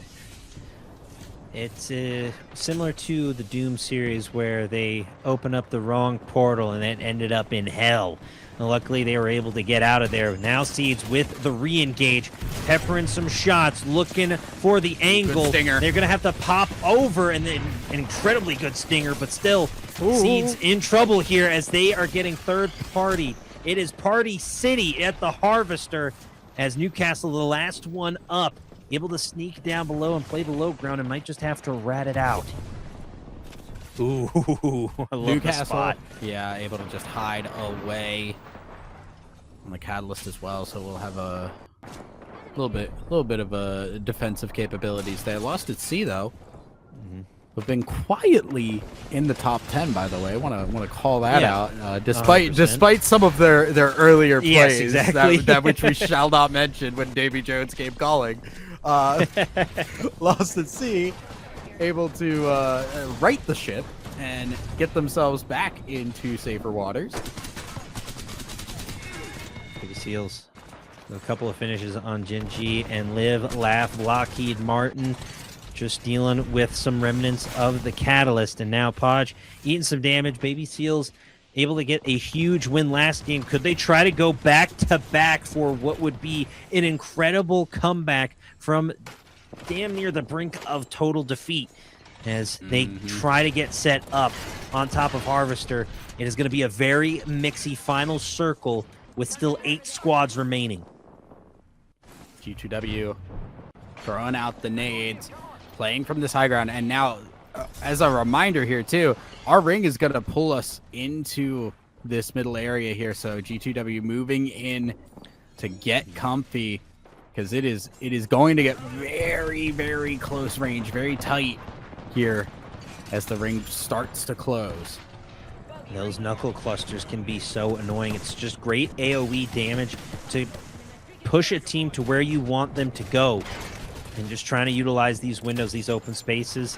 Not finding too much. T2G in a bit of trouble here as they're dealing with some damage. And Cybercat's lurking on the outskirts. I know Newcastle is hopefully still lurking somewhere underneath here and all of this going down. Cybercat's going to just have to reset and get squared away. Baby Seals now trying to get some more damage in. Nice shots, but the Q coming in. The movement looking crisp, and Podge goes down. Oh, unfortunate there for the Baby Seals. Oh my goodness, Podge got his ankles broken there. Just could not get up, and now the ring is actually going to take Podge out. Could not get out of the ring, and Baby Seals watch everything turn into a nightmare. They will not find a way to get Podge up, and now they are stuck in a mortar flare. They are stuck getting lambasted with all of these projectiles coming their way. I don't think there's an easy way out of this. Not an easy way at all, but the knuckle clusters coming in. They do have vision on the squad opposite them, so more nades aplenty coming in from Vortex as February just tries to heal up. You're going to see Vortex drop down, try to get the ultimate low ground, but get spotted. Now trying to find the angle. Oh, this is a dangerous spot for Vortex to be in. Is just trying to remain as close to the center of that pole, but is completely exposed now, trying to climb out. Gets knocked down. Baby Seals in trouble here. February at 1 HP in a dream, trying to stay up, but unfortunately taken out finally. T2G staying up top. Baby Seals with a top 6 finish. A really phenomenal effort from them, but no back-to-back victories here today. T2G Titans now just trying to hold this high ground. They're going to have to be careful. Is Newcastle still alive somewhere? I'm almost positive that they are. I do believe so. I also want to call out, just this is a strange ring. This is not generally where you see this ring pull. It does not generally go into the Harvester area, as we do see a Valkyl go into the air for a little bit of recon and poke. The ring will start to close, and Cybercats may need to be the ones to pull the trigger here. They're watching There's the Titans Newcastle. up above, and I think that is just the singular Newcastle. Yep. And not going to be around for very long, although T2G are Ooh. losing their members first. That's two Okay. members down. Oh, and no. T2G go out first. The assist from Newcastle takes down T2G, and Cybercats just get him cordoned off.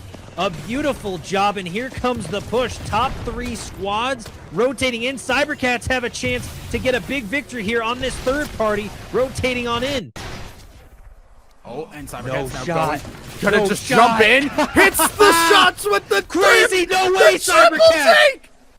No, The triple shot. take, double knock, point blank triple take. My goodness. An incredible job from Cybertix. As Lost at Sea gets taken out point blank by Cybercats. And now it is all Cybercats game to lose. Juicy Schmoov's going in. Alonzi Cybercats goes down. Oh, goodness. Oh, this could be devastating for Cybercats here, 1,000. Oh, they don't have a way out. They stayed a little bit too long in the ring, but you know what? They made it a fight. And who is it but G2W that takes our 7th game? They had the stamina after all. Goonin too big with a big W. I thought it was Cybercats for sure. Cybercats by a mile after that incredible portal play into the corner to just annihilate with a triple take. Insane plays right there from Cybercats. But it was G2W playing the long game on the outside. They had the Rampart shields, and they just went into the gallery and started firing. It was like shooting fish in a barrel in that whole final circle. But wow, what a finish for game 7. And we still have one more matchup to go, Thousand Eyes. We absolutely do. I also am realizing, you know what? Marksman guns are the playmaker guns in this game. That is what I'm learning. We've had bow check plays. We've had triple take plays. We need to see the 30-30 play. No one will be happy with a 30-30 play. Everyone's going to be a little bit upset about that one. I think the same with the scout. So maybe we've gotten all we were going to get. Regardless, do want to see exactly where our rankings have taken us, because again, we have one more game, and we'll see when our standings are ready. On the here, 'cause edge. obviously Cybercats just not a concern in any way, shape, or form. I would even hazard to say they are safely in first place at this point. And there's unlikely they get taken out from that top spot. However, the bubble gets very, very interesting, because we have seen G2W come out of nowhere now. And now they've had a couple of solid games, might be up in that top 10. T2G Titans, they had an opportunity to really secure themselves here, but they're on the bubble as well. As we are going to take a look at our standings. And honestly, I'm a little surprised that Baby Seals are as low as they are. You know, I mean, it just goes to show the quality of these players and these teams. Cybercats hitting triple digits, by the way, 66 kills overall. These cats have claws. They have had back-to-back second place finishes.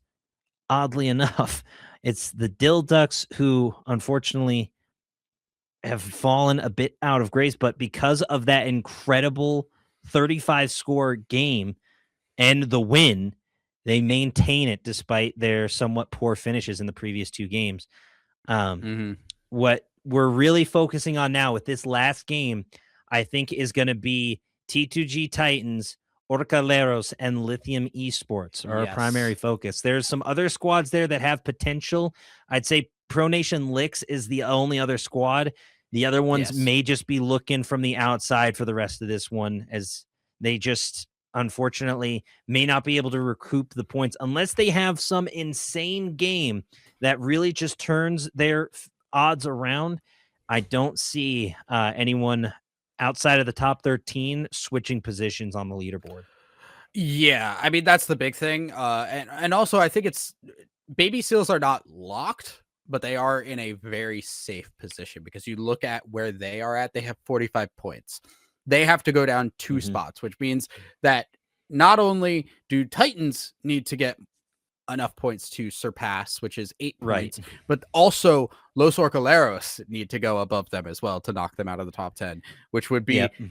a pretty hefty 12 points in one game, which has been, not the average for Los Orcaleros. Yeah. By and large, you would expect them to be safe. There is a 10th spot place that is on the line, and that is pretty much it. And we have about 3, maybe 4 teams to fight for it. Yeah, it's gonna be interesting, obviously, when it comes down to the wire, when all is said and done, when the dust settles, which teams will survive until Championship Sunday. First off, I just want to say thank you to everyone in the production booth, everyone at Crack Media and CCA, bringing me on and allowing me to cast Apex Legends. Huge thank you to Thousand Eyes for carrying me in the casting booth. Very kind. We don't have to say carrying. I will say it. And a huge thank you to Icefire for running production pretty much the entire day, and a lot of the production team who I'm still learning their names, but I've been working with Icefire. A huge thank you to the people who make this happen. You may see our faces, but it's the people that are behind us and behind the scenes that make sure we look and sound as good as we do. And of course, a huge thank you to all the players, the viewers, everyone who wanted to participate here today and tonight as we load in to our final matchup here in the Redemption Finals. Only 10 teams get to move on, only 10 spots available. A few have already selected their prime opportunities and secure draft positioning, but it's down in the dumps. It's down in the lower part of this leaderboard. It's down where teams are clawing and still fighting to get that top 10 finish, where I think we're going to see the most interesting combat. And this is also where not only are we going to be keeping an eye on what teams are, going out early, what teams are doing well. This is where the IGLs need to start keeping an eye on that too. This is where your IGLs are looking at the kill feed and saying, okay, this team is out. If T2G Titans go out, Los Orcaleros know they just need to get a couple of points. They just need to survive and grab the points they need rather than trying to force things. You want to keep an eye on, are the teams that are nearby you in points still in the game? And our final ban of the night is Wraith. So curious to see what teams utilize in this final matchup. We get another wonderful little robot pick, and this time on the Cybercats. I'm curious to see how they will utilize his movement. I mean, we already saw it with Wraith in the last matchup into the corner, but if you can get a zip line or a grapple hook in just the right way, it can lead to some interesting moments. And running a flatline in Mozambique, no less. Dual Mozambiques in a flatline, he loved to see it. There is nothing meta about this. There is absolutely nothing meta about this. It's either this is nothing meta, or they're discovering something incredibly new, and it's so groundbreaking we can't comprehend it. Thousand Eyes. Yeah, well, we are going to go to the tried and true, which is going to be Seeds fighting over on the southern side of the map. Just completely ignores. All right, just move on. He won't focus on it if we just keep talking. Yeah, if I look elsewhere, you know what? I will not see it. Newcastle out here getting on the run and seeing a mirage, which generally don't see either. Very interesting though, because Bloodhound. There you go. Huzzah, freelancers! Huzzah, freelancers! The perfect team. A Bloodhound, a Revenant, and Ash. What a god tier trio. They're going to escape this fight, but I think they're still pushing. Perfect shots, a perfect scan. Freelancers have a chance to do it all right here, right now. Beautiful knock from on high. Who else but Bloodhound? I was going to say, we have biased shoutcasting now. Yes, 100%. As soon as the Bloodhound went into the... Freelancers to take it all. Yeah, well, they gotta lock in pretty hard here, and this Vault is not hitting the shots needed, and I don't think this Bloodhound's gonna stay up for very much longer. Do get the kill from the Revenant though, and the ult will restart and just jump away. Freelancer's not feeling confident in their ability to win that fight, they will just dip away and try to live for another day. Oh, I don't think they will. They get chased down. The Freelancers go down. The Dilducks, unfortunately, running as a duo. I believe, unfortunately, a player's Wi-Fi went out on the side of Dilducks as Renzalations with the Ash, Flinzar with the Octane. A very heavy movement-based duo. But I would be confident in Renzalations and Flinzar's skill to somehow manage a victory here as they go on high, trying to push, trying to climb. Octane getting up top and now dropping in, up and over. Dilducks, the deadly Dilducks, going in on the push. Dilducks not afraid to take the fight despite being just a duo here. And honestly, they're not concerned. This is, again, one of those teams of just like, yeah, they have 81 points. Nope, they're not dropping to 10th. There's no... I don't think there is mathematically a way that could happen. They're not dropping to 11th. Sorry, my bad. You know what? This is why you don't do math on broadcast. This is it never ends well. I get called out for my puns. I'll call you out on the math as we continue here. The New Kings, unfortunately, taken out, and they are fully eliminated. If I remember correctly from my standings, they were sadly at the bottom of the leaderboard and unfortunately taken out here. Despite making a valiant attempt, they are not making it to Sunday. So that is at least one of the first teams I can for sure confirm not making it to Sunday, as VLF engaging in a bit of a long-distance fight as Nomax pushing up. Yeah, we can also confirm Freelancers as well, as they went down very early and will not be... there was genuine sadness in your voice on that. It was a bloodhound. How can I not be upset? No, I know. I understand. Devastation. I felt it pertinent to mention. That's all. Yes. Touche. I apologize, Freelancers, and I apologize to any of the other teams I may have ignored who have been taken out. As Cybercats push up and be a bit of the aggressors here. They take the high ground, styled like Obi-Wan Kenobi, and now going for the finish. Dual Mozambiques and the flat line. You know Alonzi Cybercats just has the meta pick and just beaming from on high. I told you it's the new meta as Alonzi Cybercats getting the shots and taking it to him. Look at the hits. Look at the hits with the flat line. Oh my goodness! I mean, the flat line is still decent. Yep. Okay. That makes a little more sense. Flat line, understandable. Double Mozambiques, fine at the start. Probably not want to keep those for a very long time. Alternator makes a lot more sense in the current meta. You know what? I do never know because I saw a Bloodhound in this game, and again, I say this is a Bloodhound one trick. Let's go down. I as a Bloodhound one trick, don't ever pick that character. I will always and only pick Bloodhound unless one of the friends I'm playing with pick Bloodhound. Exactly. I love them. However, I would like to be honest with ourselves here. Yes.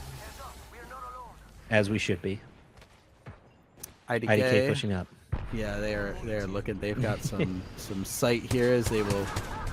A couple of pot shots from down below. This is an awkward angle for them to fight at. Yeah, it's very odd to engage. I'd want to disengage and get some higher ground because you're sort of in the belly of the beast here in the center, in the central cone, as it were, and you're kind of at the center of all the fights. Everyone sort of converging on this point. You got to be careful rotating through it and around it as there's a lot of open ground to cover. And in epicenter, it can be quite dangerous. Nice shots from Blaze. Let's see if they follow up on this. And I think they're going to go for the push. Got to throw the knuckle cluster around just to keep them in a spot. You can see it's already doing some damage. Good flanks here at IDK. They get one, but it's 1 for 1. And now they got to finish off the squad themselves. Knuckle clusters coming in and around IDK. Trying to find an angle. Have to pop down the Rampart shield. In the meantime, we see their own fuse taking a little bit of extra damage. Good nades. And the revive coming in. So it's just going to go in, get the knock again. And IDK in strong position. Very good positioning here. And they're just trying to pepper down these shields and eventually get to the player behind like a crab being protected by its shell, but it's not enough. Manitos gets cracked open and taken out. IDK with some effective gameplay and effective teamwork overall, as the solid shots from the G7 to start things off, the nades to come in, and then the follow through was impeccable from IDK. Let's see if they can have themselves a good final finish. 9 squads remaining, folks, in our final matchup of the night. Beautiful flanking as well, by the way, just from IDK. They just really, really hit that. That's an awkward. Okay, no, it did work out. Okay, I was gonna say that could be a really awkward launch pad if you're not careful, but they do okay. But yeah, beautiful flank to just really shut down any escape opportunities from that. IDK also just not wanting to give up here. Again, a lot of these teams, without your defensive legends, nobody's opting for the Watson despite it being available to keep a similar style of comp. They're saying pedal to the metal. We are going in. We are using the Seer to find people. We are using the Octane to launch ourselves at them. And we are using the Fuse to explode them. Yes. An effective wombo combo connection. As we continue with the rotation on IDK, they do get the spotting on that car care package and already engaging with another team on the outskirts of Harvester. You have this tall observation tower that's going to be played around just a bit for height, for mobility, for cover. And IDK popping some shots. That triple take, we have seen how deadly it can be in both the close quarters combat and at a distance, and is an effective pick. As we get the Fuse ult, it's a big push from IDK. Let's see if it pays off, as Cybercat's getting some knocks as well on the kill feed, but shots from IDK continue to be traded. IDK are looking around here at the triple take. Not going to land the shots. Still trying to fire. Gets a little bit of a poke there, but IDK not able to find enough here. But the big thing is that they really just want to push this team away from the edge so that they can make their move in. Because this ring, pushing them forward. You cannot stay in this train yard area. You've got to start moving into Countdown proper, or you are going to be in trouble. And that's exactly what we're going to see IDK do. And wow, the Nice RE45 shots. just destroys them. Knuckle cluster inside the small area. Beautiful plays. Triple take YY. IDK, beautiful plays. They have just been taking these fights absolutely perfectly with the composition that they have built for themselves.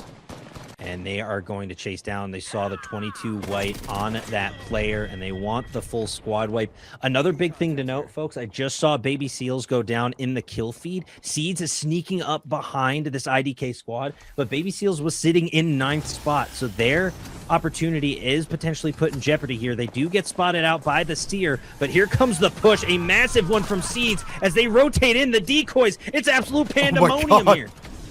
Just everywhere now, and obviously a little bit of pandemonium as IDK do get eliminated, and Seeds just What a full push send in. it there. And generally you don't see a Mirage comp do horribly well. Honestly, solid use of the ult. I was confused, and I was watching from Mirage's point of view.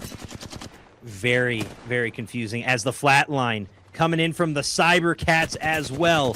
The meta has changed, folks. Shots coming in from on high. The R99 creating some burst damage. And now, Alonzi, the Pathfinder, looking for an angle, trying to find it. Shots coming in, and there's the finish. T2G taken out. That's our and 10th place Pathfinder team. coming up. That is our 10th place team going down. Correct. Now, they did go down in 6th, so they did get a decent chunk of points, including some placement points. Cybercats now just full sending it. This game has been an absolute bloodbath. We are not. Don't start with me on the meta. It's not. It's not. The flat all right? line is the new meta. We just saw With it all pop off. with all 2x4 love in my flat heart, line. with all love in my heart, we are not going to call the flatline meta. Cybercats, however, playing very aggressive, and there's no stopping the bloodbath. They just want to get going. two by four flatline, new meta, ship it, send it, book it. As Alonzi Cybercats rotating around, trying to track down these players, looking, hunting for some more kills. It is a bloodbath from the Cybercats, a top 5 situation. And I think the rest of these teams are just going to have a little fun with it, as I'm pretty sure Pro Nation Licks, unfortunately, going down. A big finish for them in top 5. They were 13th in positioning, so potential for Pro Nation Licks for a big finish there in the top 5. Now top 4, and Seeds continue to rotate, but they do get spotted. Seeds have pretty much locked themselves into a top 10 finish at this point. Do you want to? I am very curious what Pro Nation got in terms of kills, as well as Yes. T2G Titans. That is very interesting here.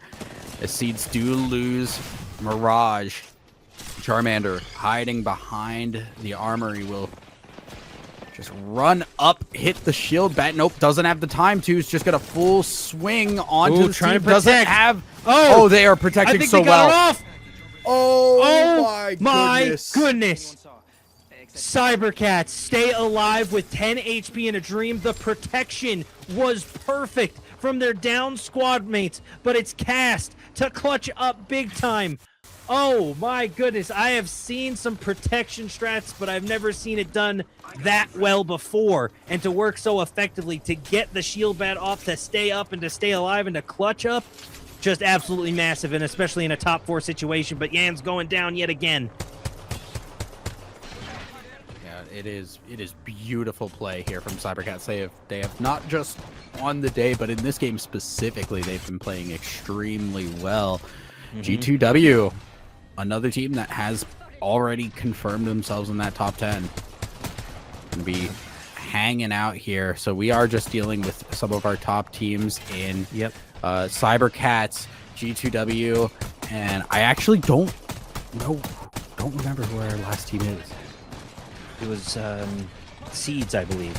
Seeds, that is correct. So we have top 10 teams across the board here. This is just fighting for placement in the draft at the moment, and G2W in really solid position, but there is a respawn beacon getting used in the distance. It's going to be interesting to see how this affects things and if it affects any pushes or plays, but I think everyone's just going to hold their spot. Right now, I think the big question is, at least for the teams on the outskirts, Lost at Sea is actually still in this fight, and they're in the top 5 as well. And I believe I got them mixed up for Seeds. This is Goon and Two-Wig, Lost at Sea, and Seeds, I believe, are our 3 teams. Lost at Sea in this building here. They are not going to be... They technically stay in the building to get in, but this is a rough rotate here. The Ashalt does do some work, but Lost at Sea going right into another small corridor that they're going to try and play from here. The rampart walls will buy them a little bit of extra time. The heals will have to be huge here. Kraber looking, wanting to find the angle, can't land the shot. That would have been a knock immediately. Timing is everything. Trying to find those shots with the crab. The knuckle dusters unfortunately causing problems. And Cybercats still in this one. Rotating in on the outside. Cybercats again having another high kill game. Should be able to confirm their #1 spot with this one. As I believe Dill Ducks were taken out a while ago. I'm really just curious to see how our final 10, especially the 9 and 10 spot, round out as we get ready for the final round to close.